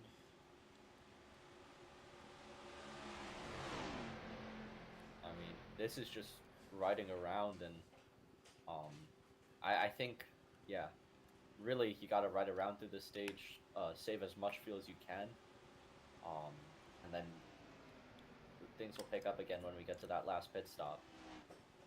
As here in engine, I believe that is the 4. Yes, it is. it is the 4, so the 4 will be told. As we're getting word that the 4 is being told to step off the track here, and that will be the end of it for Cassidy Jones, who Quite spectacularly almost made it through. Yeah. Insane wreck. But I guess the damage from the little tap that she had was enough. was enough to just do her in here. And So now we have 9 cars left on the track. yeah, 62 of Vinny Schultz appears to have also lost the draft here. And I believe the 2 and the 95 are going to be on the chopping block pretty soon, because we know that they were added to the minimum speed clock as well. And Well, they this- had gotten lapped in that last run. Yep. This is certainly going to go down in the AWSCO record books very early. It's going to go down as a race ever, I think. Absolutely. I really don't know another track where we could get this low of a finishing count. I mean, maybe Talladega, as the 16 and the 7 continue to do battle. Well, next week we will be at Nashville Superspeedway for the Continental Series as the Cups cars go off to Calder Park in Australia. Yeah, I don't think we're gonna see so little finishers at Nashville. I think that'll be, fortunately for the team owners and the drivers, a lot less of an expensive race than this one has turned out to be. As there go, Edelstein and Edelstein and von Lundquist. Edelstein. They are checking out. Yeah, the 16 was down trying to get side by side with the 7, and that just took out all the momentum that they had at all.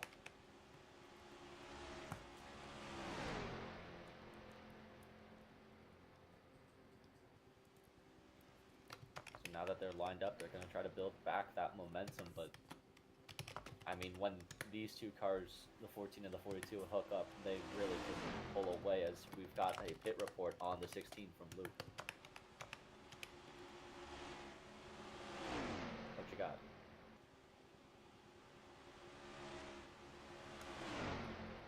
Lou, do you got us? We might not have. Okay, yeah. Looks like we're having some technical issues here. So the 16 finally is going to get some help here to get by the 7. Look at that, the 64 going to push the 16 by the 7 here, and so Leah Azelhart now finally able to get out ahead of Reina Munoz.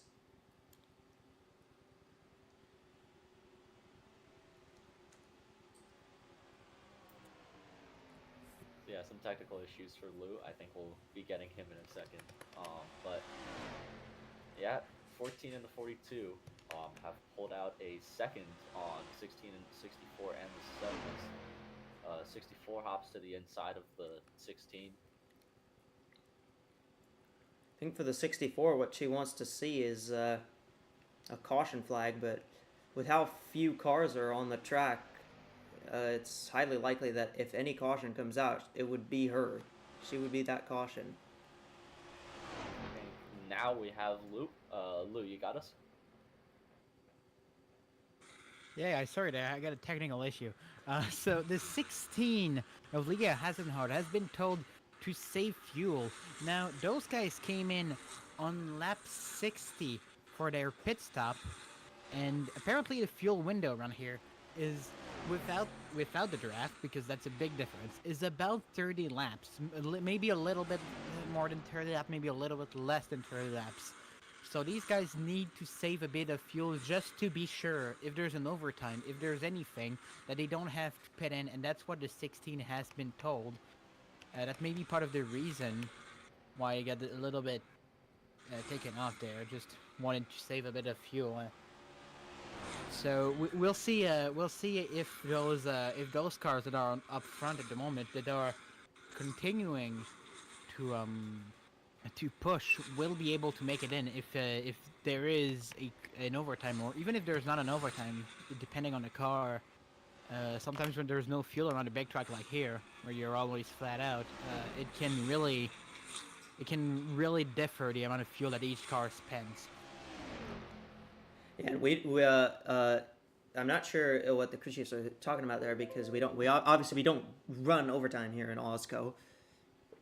They do make it clear that they make every available effort to finish the race under green, but if the race ends under caution, then so be it. But So it is the 64 of Moriyama who's now getting out in front of this pack again. yeah, and I was about to say the 16 was leading that pack for a bit. That's not really ideal for fuel saving. You definitely want to be in the draft, not necessarily that lead car. Lead car is definitely going to be the one burning the most fuel.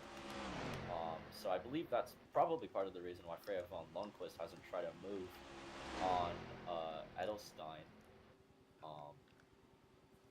Because that is letting the 42 save fuel, and also these two cars are just so much faster. They are 5 seconds ahead now of the group of 3, being Moriyama, Munoz, and the 16 of Azelhart.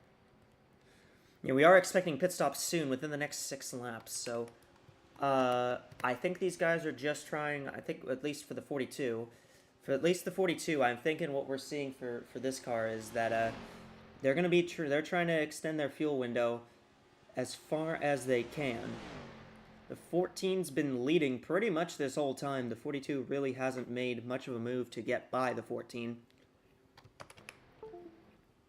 The 7, the 64, and the 16 seem to be battling for third, except the 64 isn't even here for position. The 64 is a lap down.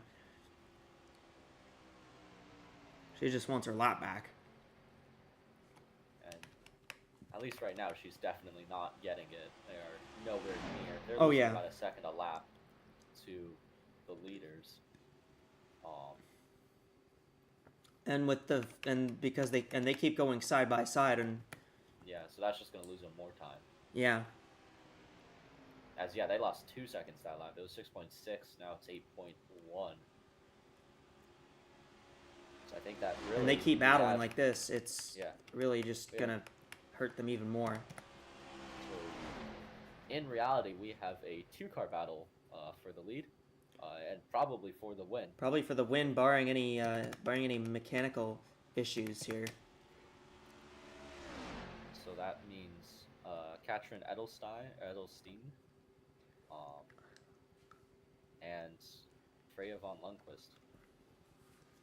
One of those two will likely become the first AWSCO Continental Series winner. I wouldn't count these cars out, especially if they can save enough fuel. If they can save enough fuel and go long, and maybe something happens to these cars on this run, I wouldn't be surprised if we saw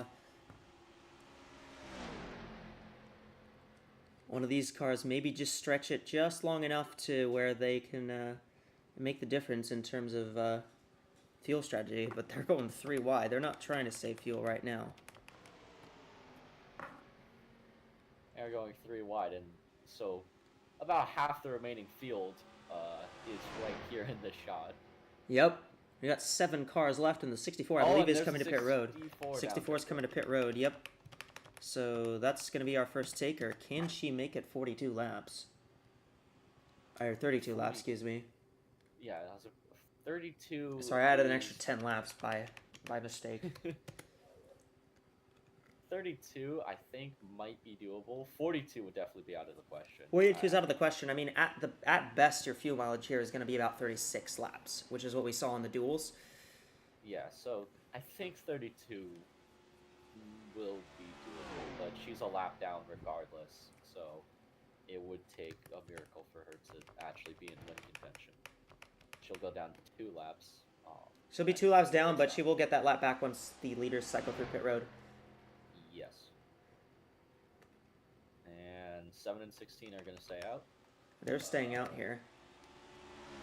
The 62 I think the also 64 is staying just trying to be a little off kilter with the strategy, and this might just be how she's trying to get her lap back, is by trying this.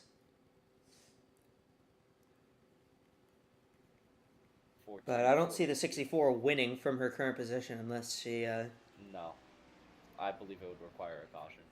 I think so. With 7 cars on track, I don't think I believe necessarily. the 14 is coming to pit road. 14 is heading down this time. 14 is going to be coming to pit road. So Katrin Edelstein made it 29 laps before coming in. Ooh. And again, remember the 14 was out in front in the lead. Yes. Pretty much most of that run, so she was not doing a ton of fuel saving. 16 of Azelhard is coming in here. I guess the only problem for the 64 then is if you have to go 32 laps, you're not necessarily guaranteed the draft. Yeah. There is the 7, but the 7 is going to be pitting this time. Or like We assume. And then the 62 is well out in front. As the 62 is also coming 62 is coming in here now. So I feel like the 29 number might be closer to what we're expecting, what you should expect without draft. 38 of Isabel Fitzmaurice also just pitted. So I don't know if I'm confident anymore that 42's in. can make it. I think the last one we're waiting on is the 7 of Munoz. And see if she can make it. See if she comes down pit road No, this time. she's Yes, gonna she come down this does. time. She does come down pit road. So We'll see how many laps of fuel these guys are able to have, but this might come down to fuel mileage. Oh boy. That would truly be the icing on the cake of this race if we had a fuel mileage finish. Yeah, absolutely. That last caution really put us in a really weird spot. And these guys are just at the edge of their fuel window. You can go about 31 laps without a draft, but it's going to be difficult. As 42 is off pit 42 is out.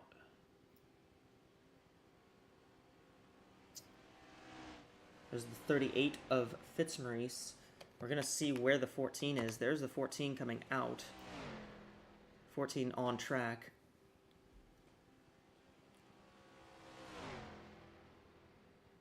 And if the 42 can get up to speed with the and stay in front of the 14, this might be a good move.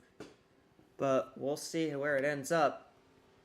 Freya von Lundquist and Katrin Edelstein, we believe, are the two that are going to be contending for this win. But the 14 is going to have a big run on the 42 because the 14 is already up to speed. If this does end up being a fuel mileage race, I think I'd almost prefer to stay behind for now. Obviously, you're going to be burning less fuel in the draft, but here comes the 14 for the lead. Yeah, remember the 14 was, the 14 pitted just a little bit earlier, so I'm curious to see as to how much fuel that 14 really has, because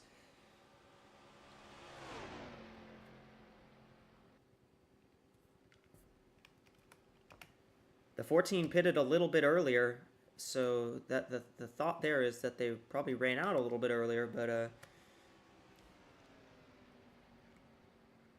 do they have enough to make it?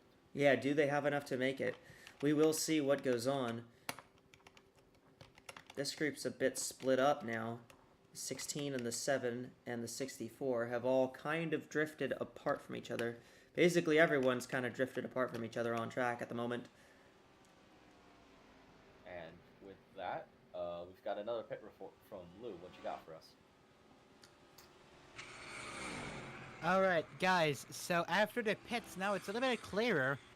So the thing is that they did 31 lap at most on that cycle before basically everyone that came in because they ran out of fuel. They tried to push it as far as possible.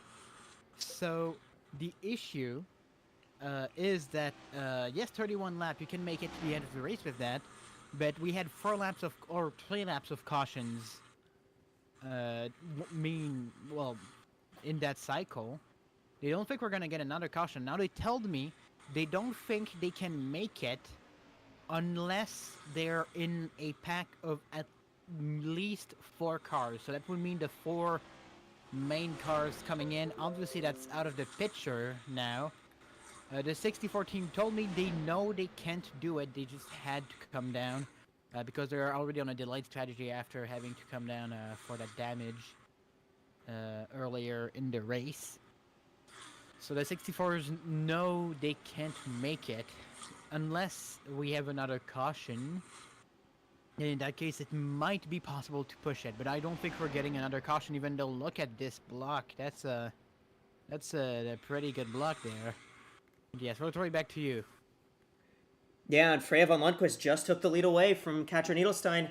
The dual number 2 winner in the 42 takes the lead away. She got a big run on the 14 down the front straightaway, and these two are battling now. But I don't know. I don't know if you want to battle if you're up here for the lead. Maybe they both think they can make it, but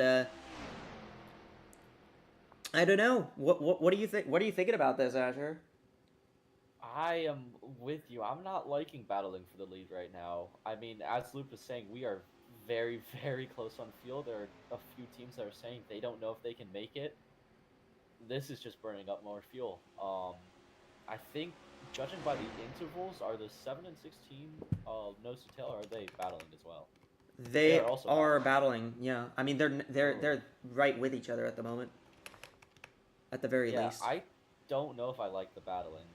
If I was the 42, I would just do what I did in the last stint.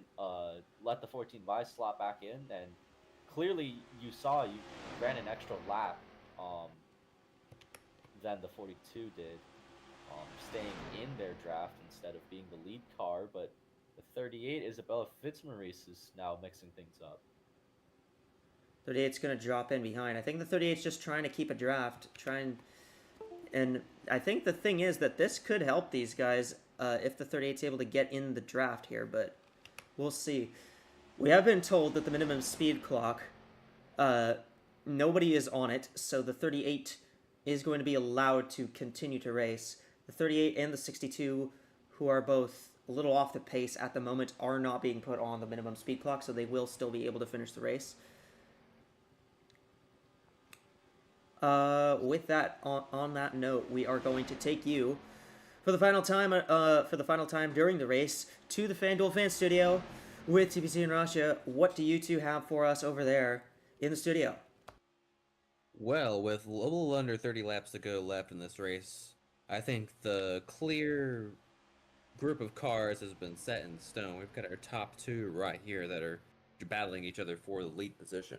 But then again, things can happen on a track like this, and that lead can change hands to maybe other drivers that are on the lead lap. What do you think is going to happen here, Rasha?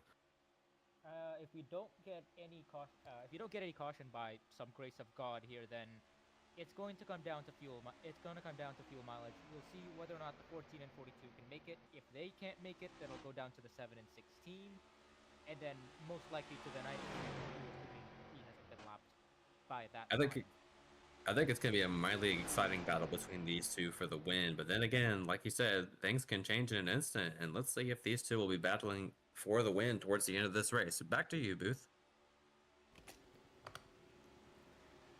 Yeah, and 42 going for the lead now here on the 14. Remember, I thought it was interesting that we saw the 42 during that last run stayed behind the 14 most of the time, didn't make a move really at all.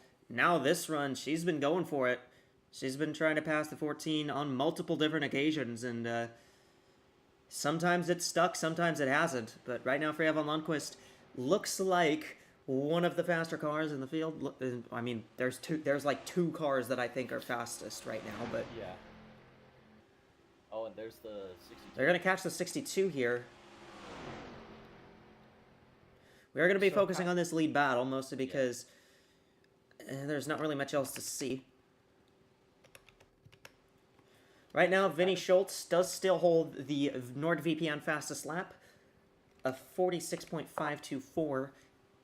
She got that in the draft. There has not really been any other contenders for a fastest lap at the moment, mostly just because there's so few cars that are even running at the moment that you just can't get that big of a draft that will help you. So I think at least one of the reasons maybe for von Lundqvist definitely turning it up a notch is I'm wondering if the 42 has taken on more fuel in their pit stop, and maybe von Lundqvist is feeling just that bit more confident. Obviously, 42 was sticking behind the 14 to try to save as much fuel as possible on that previous stint, but maybe now the 42 team thinks they can make it. Obviously, some teams think they can't, and the 14 is really getting boxed in by the 62. That's going to put 2 lap cars between our top two. Yeah, for right now, the 14 has just been absolutely held up by the 62 and 38, and we know that those cars aren't going to be told to get off the track as they've run out on the minimum speed clock. So it's going to be these two that find it out at the end.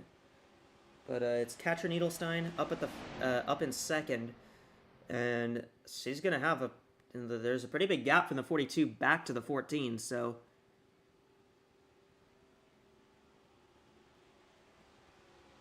down the back straight. So we've just passed 20 to go. 20 laps to go, and the 14 got a huge run, and she's going to take it to the inside on the 42 of von Lundqvist. 42 looked like that almost, with the run the 14 got, looked like the 42 almost lifted there. I don't know if the 42 has been told maybe now to get in the draft of the 14 and kind of do what they did the last stint. But yeah, that huge run from the 14, and they're back to the lead. But now here comes the 62 on the 42. 62 not helping out, not at all. Vinny Schultz is like, I wanna get my lap back, and not sure that's the right move here. Yeah, 62 is gonna tuck back into line. Let's look at these two, the 16 and the 7, still battling for the third position. These two keep battling, and I mean, it's possible we end up with just 2 cars on the lead lap at the end of this race. Judging by intervals, I think the 16 and the 7 have been side by side for quite some time now. Pretty much They have. most of this stint. So I guess Azelhard and Munoz are, I don't know, maybe racing for a pizza or something. But they're not really going to be contenders. They might be racing for some KFC. Yeah. I mean, judging by what's on the 7 car. But yeah, I would figure that barring catastrophe at the front, which, oh, okay, I thought Schultz was going to put this 3 wide for a second. Barring a catastrophe at the front, I think it's really going to come down to Von Lundquist or Edelstein. 14's gonna get shuffled behind these lappers. Once again. So yeah, both of these lap cars have been pushing the 42. So none of them have wanted to help Katrin Edelstein. I mean, sorry. As we get down to the finish of this race, it is it's not been the most exciting one, I will tell you that much. We had a lot of excitement in the first 20 laps, and then the big one took out pretty much the whole field. And this is what we have left. We have 7 cars running and 4 that are on the lead lap and 2 in the lead draft that have a chance at the win right now. It has not been the exciting show that AWSCO had wanted to make for its first race. But it is Freya von Lundquist who is out in front of Katrin Edelstein, and it's 2 of the top team. It's 2 great teams up here on these kinds of tracks that are up at the front. And Edelstein was able to get back to the 42. These two starting to swap the lead again. I wonder if maybe this is related to fuel saving or on both of these cars, or maybe this is just them trying to go all out. It could very well be a bit of a mix of both. Obviously, we're really clicking through the laps. Edelstein currently in control, and Von Lundquist up on the outside of Vinny Schultz. But yeah, I would figure if there's gonna be a move, you'd probably want to place it with about 5-ish to go. But obviously, you're also gonna have the question of fuel. So that question might be getting answered shortly, as they're going to go 3 wide. They're catching the 64 Schultz, here as well. Yeah, I can hear it. Fitzmaurice 3 wide. 38 sent it 3 wide on those cars, and now And she's going to tuck back in. Back out. Smart move. Did not have that momentum that she really needed to get there, and the 42 is still stuck with the 62 at the moment, but I think if the 42 can tuck in behind the 62, she can get by and then maybe pull some more momentum to get to the 14 once again.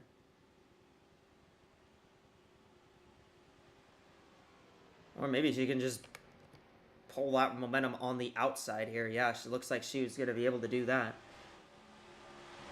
There's the 64. They're going to catch the 64 of Miami Moriyama.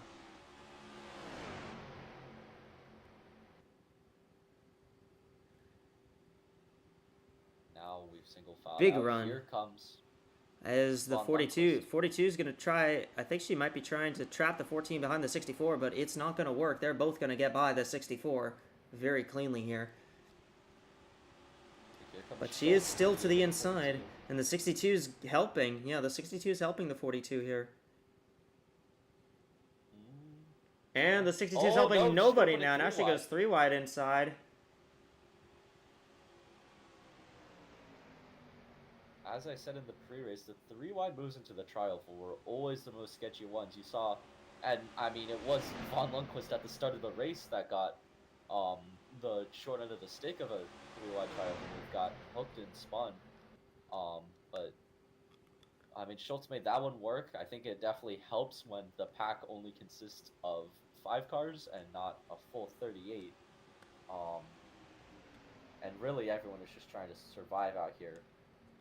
But Von Lundquist now with a bit of a cushion over... She's got a car between her and the 14, but pretty most of the time we've been able to see that these cars, these leaders, when they get trapped behind those lap cars, have been able to pull back by pretty easily. I mean, the 42 even got past the 62 on the outside line, so. And there is the 14 gets that run, and I think she might look to the inside here on the 42. Edelstein's being pretty aggressive. Meanwhile, I feel like Von Lundquist has been kind of laid back, kind of just trying to stay in the draft and save fuel. But we'll see what happens.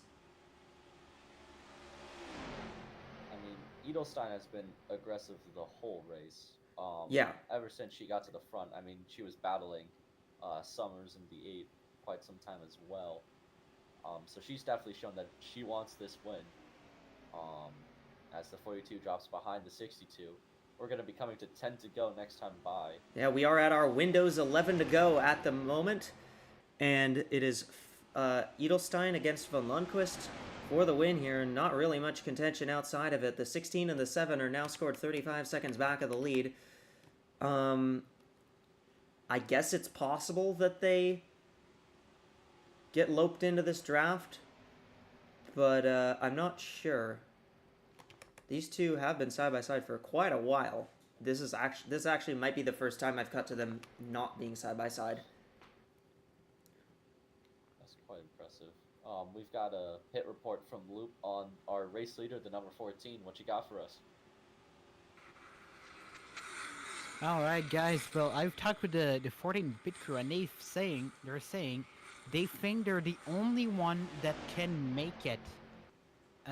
They think the 42 has been a little bit too greedy on the side-by-side, while apparently the 14 has been less side-by-side, and with that 5-car pack, they're saying they think that's enough. They got enough draft, they got enough fuel saving that they can make it to the end of the race. But again, it's coming from the team that doesn't necessarily know what the other teams are. Maybe the other teams can save, maybe they can't save. The 14 has led quite a lot of laps. It might have led the most laps all there today. So take that with a grain of salt, but that's what they're saying. They're pretty confident. They think they can make it. Well, thank you for that, and it's interesting to hear that they think they can make it, because as far as I know, I think they're the worst off in terms of fuel, because they pitted the earliest of the leaders. If they're saying they can make it, that I'm very interested as to how they think they can, and the 42 can't, but that is very interesting. I appreciate that report. I guess by that logic, if the 14 can make it, then really everyone else can. Pretty much. You won't really see any fuel mileage, but here comes the 42 back for the race lead. They're going to go side by side into one. And I think Von Lundquist is looking for that push from Moriyama to try to get by the 14. It's going to be tight in terms of how the fuel looks here.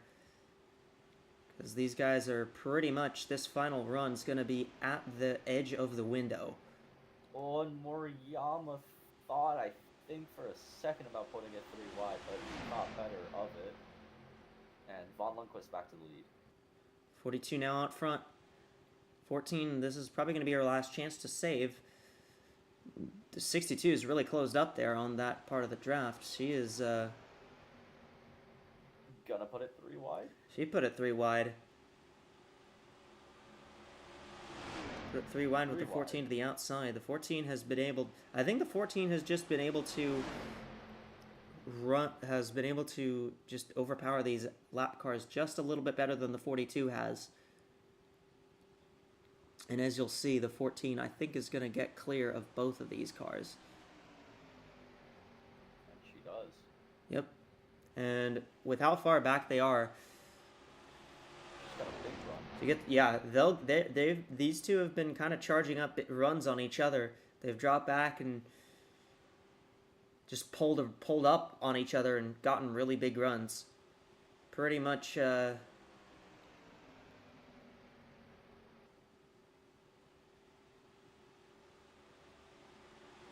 like it's stalled though. I think Edelstein's going to need Lapper, maybe even Schultz, get up to push. I mean, Moriyama actually really did not, I think, give a good push to Von Lundquist there. As yeah, the 14 is back clear to the lead.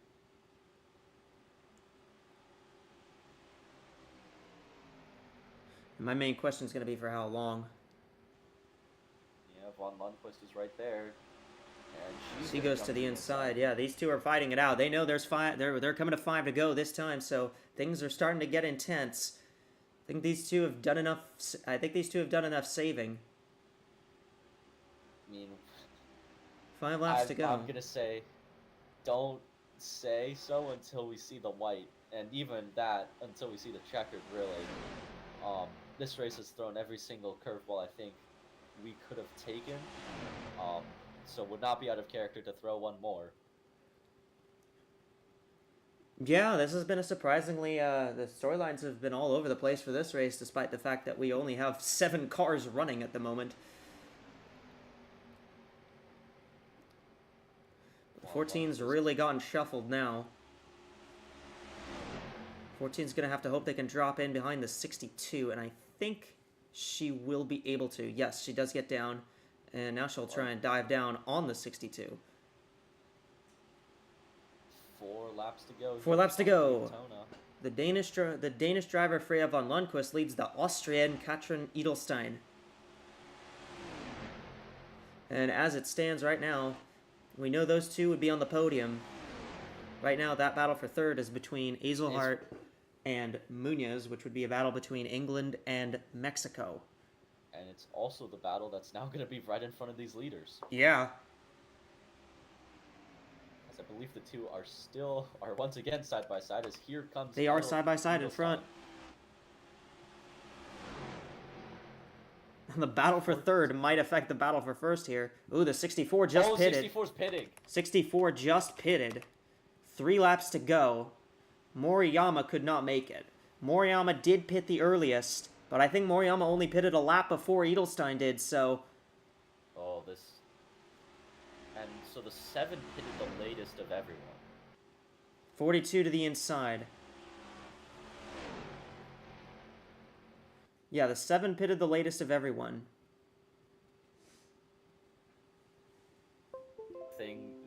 I think the 7 had about 2 laps in hand, I believe it was, over the 42.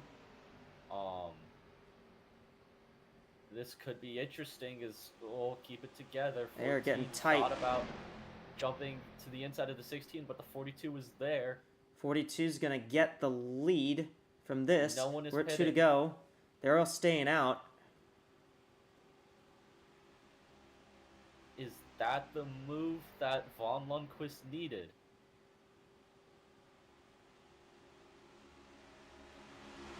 Fourteen's trying to get through this lap traffic right now.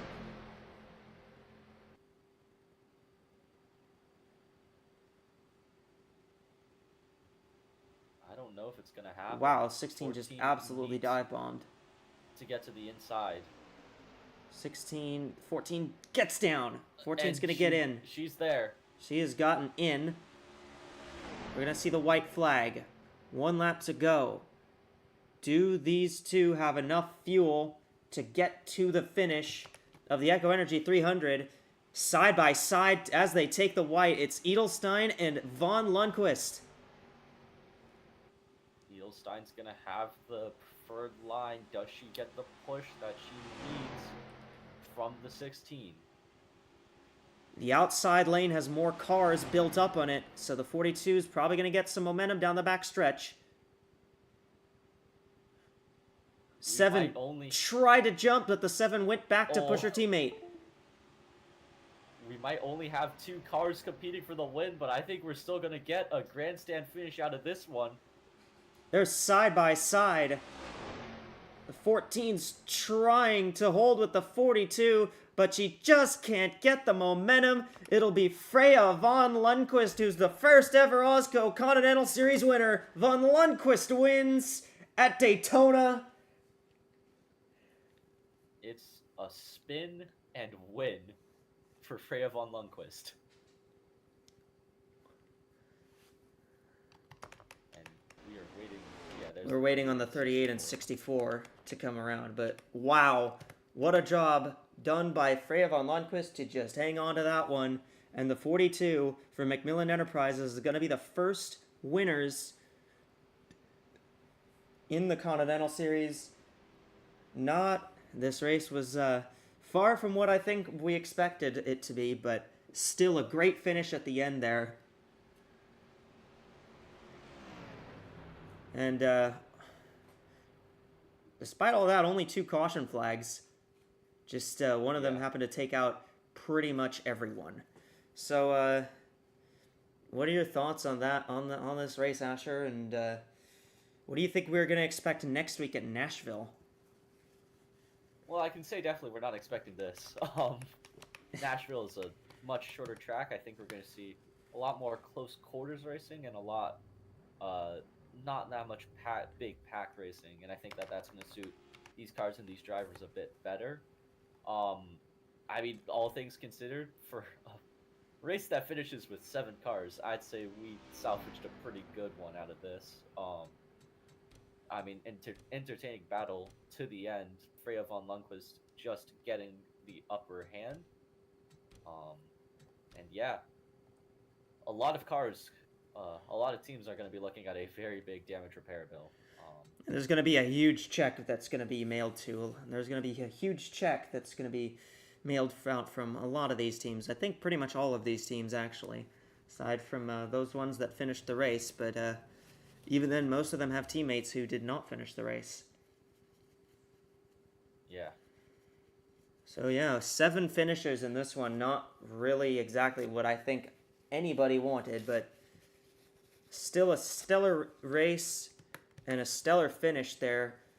Freya von Lundquist takes the win away. We're going to send you to our FanDuel Fan Studio for... We're going to send you to the FanDuel Fan Studio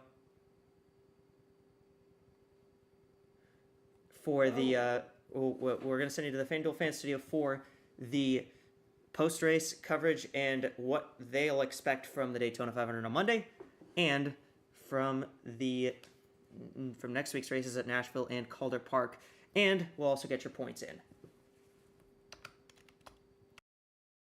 All right, welcome back to the FanDuel Fan Studio. TPC, are you with me here? Yeah, I got you. All right, here you are. All right, well, that was a pretty exciting finish. We didn't see that many cars actually have to pit in for fuel. Only the 38 and 64, I think, had to come in for that little splash of fuel at the end. Mind you, that was 2/3 of the field that was running, so, you know, small sample size, I guess. But I am amazed that we got quite an interesting finish, even with 2 cars technically making it towards the end. But those lap cars definitely helped the quality of the finish overall. It was looking like it was ended up to be a photo finish, but we got pretty damn close to get to what we wanted. But I think it was still a pretty good finish, even the 2 cars technically were battling it out towards the end. yeah, I think Macmillan had a couple tricks up their sleeve at the end there. You saw Munoz intending to move around between the 42 and 14, but in the end she stuck by her teammate and pushed her to the win. I think that having 2 cars that avoided the big one definitely helped them. Well, that's it for the FanDuel booth tonight, and let's let the main booth sign off for tonight's race. That is not it, but... So yeah, we had a very interesting finish there. I needed you guys to cover me for like a while because I still need to get the points in here. But yeah, Asher, what'd you think? What do you think? What do you think of how this race went, and what do you expect from our next one in Nashville? And what do you expect for the Daytona 500 on Yeah. on I think Monday? That, yeah, I think that Daytona is going Mind to if I be. invade the booth here for a bit? I think that the 500 Yeah, just is talk going over to my be- mic, I guess. Alright, fair enough. Hang on, let me. I think that the I guess you can hear me just fine here. Yeah. yeah. you Alright, can- perfect. But yeah, I think that the 500 is going to be a much tamer version of this. Obviously the girls in the Cup Series have a lot more experience with plate racing. Duels put on a good show. Obviously we got out some of our short track fun with the Clash earlier. But I think that it'll be interesting to see who comes out on top for, I guess, truly the first big race, the Daytona 500 for AWSCO. As for Nashville, as I said earlier, expect a lot more close quarters racing, not really the big pack racing that we saw, and maybe for the drivers and the team's checkbooks, that would be for the better, as I believe we have a pit report from Loop, so take it away. All right, guys. Well, you know who is happy here? It is the 62 team. For a while, they thought they might be out of it. They were having some issues. They were telling me with that car for a lot of the race, but ultimately they were able to keep it. And look at that, they have the fastest lap here. They have the NordVPN fastest lap. That's going to be a point for them. I think. I'm pretty sure. So Yeah, I believe so. yes. Yeah, so it's gonna be, it is quite a good weekend they were able to manage. What I will point your attention to is that third place finish. It was side by side. It was a photo finish for third position, with the second place car in between the two cars, and that I mean, those teams were tense all the way to the end. And I mean, they were telling me, even even if they had a bad result, even if technically they were a lap down, hey, they had the points for third and fourth position. Even the worst car of the race here, the 64, was still able to finish with a 7th place. So everyone at finish is gonna come out of here happy, even if they didn't win, even if they didn't even finish on the late lap.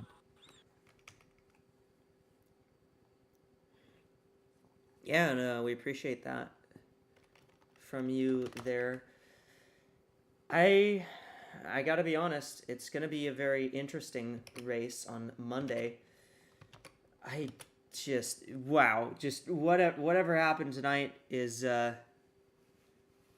not something that I think AWSCO wants to happen again, but it was an exciting finish, and it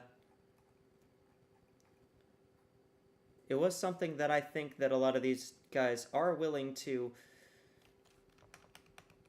I think at least the teams that finished this race, they're going to be happy that they just finished it. So, big day for. I mean, it's a really big day for McMillan, I think. He had two cars that finish, actually. He had two cars that finish. Only one car wrecked because the other one didn't qualify. Relatively low repair bill, I think. Yeah. So we're gonna get your. Just give me 1 second. I gotta get the points up. Once I get the points, we will be signing off. Other drivers, you were impressed by their performance tonight. For both of you, who would you say made you most impressed? Ooh. I think that I would say Freya von Lundqvist, our race winner. I mean, definitely. I think you could have very easily written this race off. I mean, definitely, it was clear that she had a fast car early, but I mean, getting hooked in the trioval, losing the draft.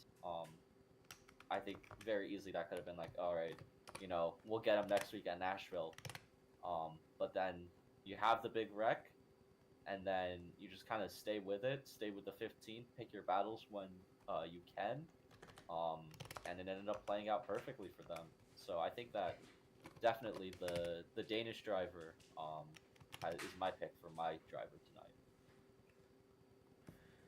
Yeah, what about you, Rasha? Who would you say you were most impressed by here? For me, I mean, there's a couple of easy choices, I think. I'd say the 14 of Katrin Edelstein definitely had a good day. Showed up just as strong as Von Lundqvist, I think. It really was probably a coin flip over which one of those would finish. But I also have to give credit to Mayumi Moriyama in the 64. She had a pretty good race given the less than ideal circumstances she had to race under for most of this race. Running about a lap down for, 90% of this race, I think? And running with damage most of the time. She kept her cool and, raced pretty well, I think. Just unfortunate she had to come in and get a splash of fuel at the end, because I think she would have probably been a little bit better off with that if he did not come in.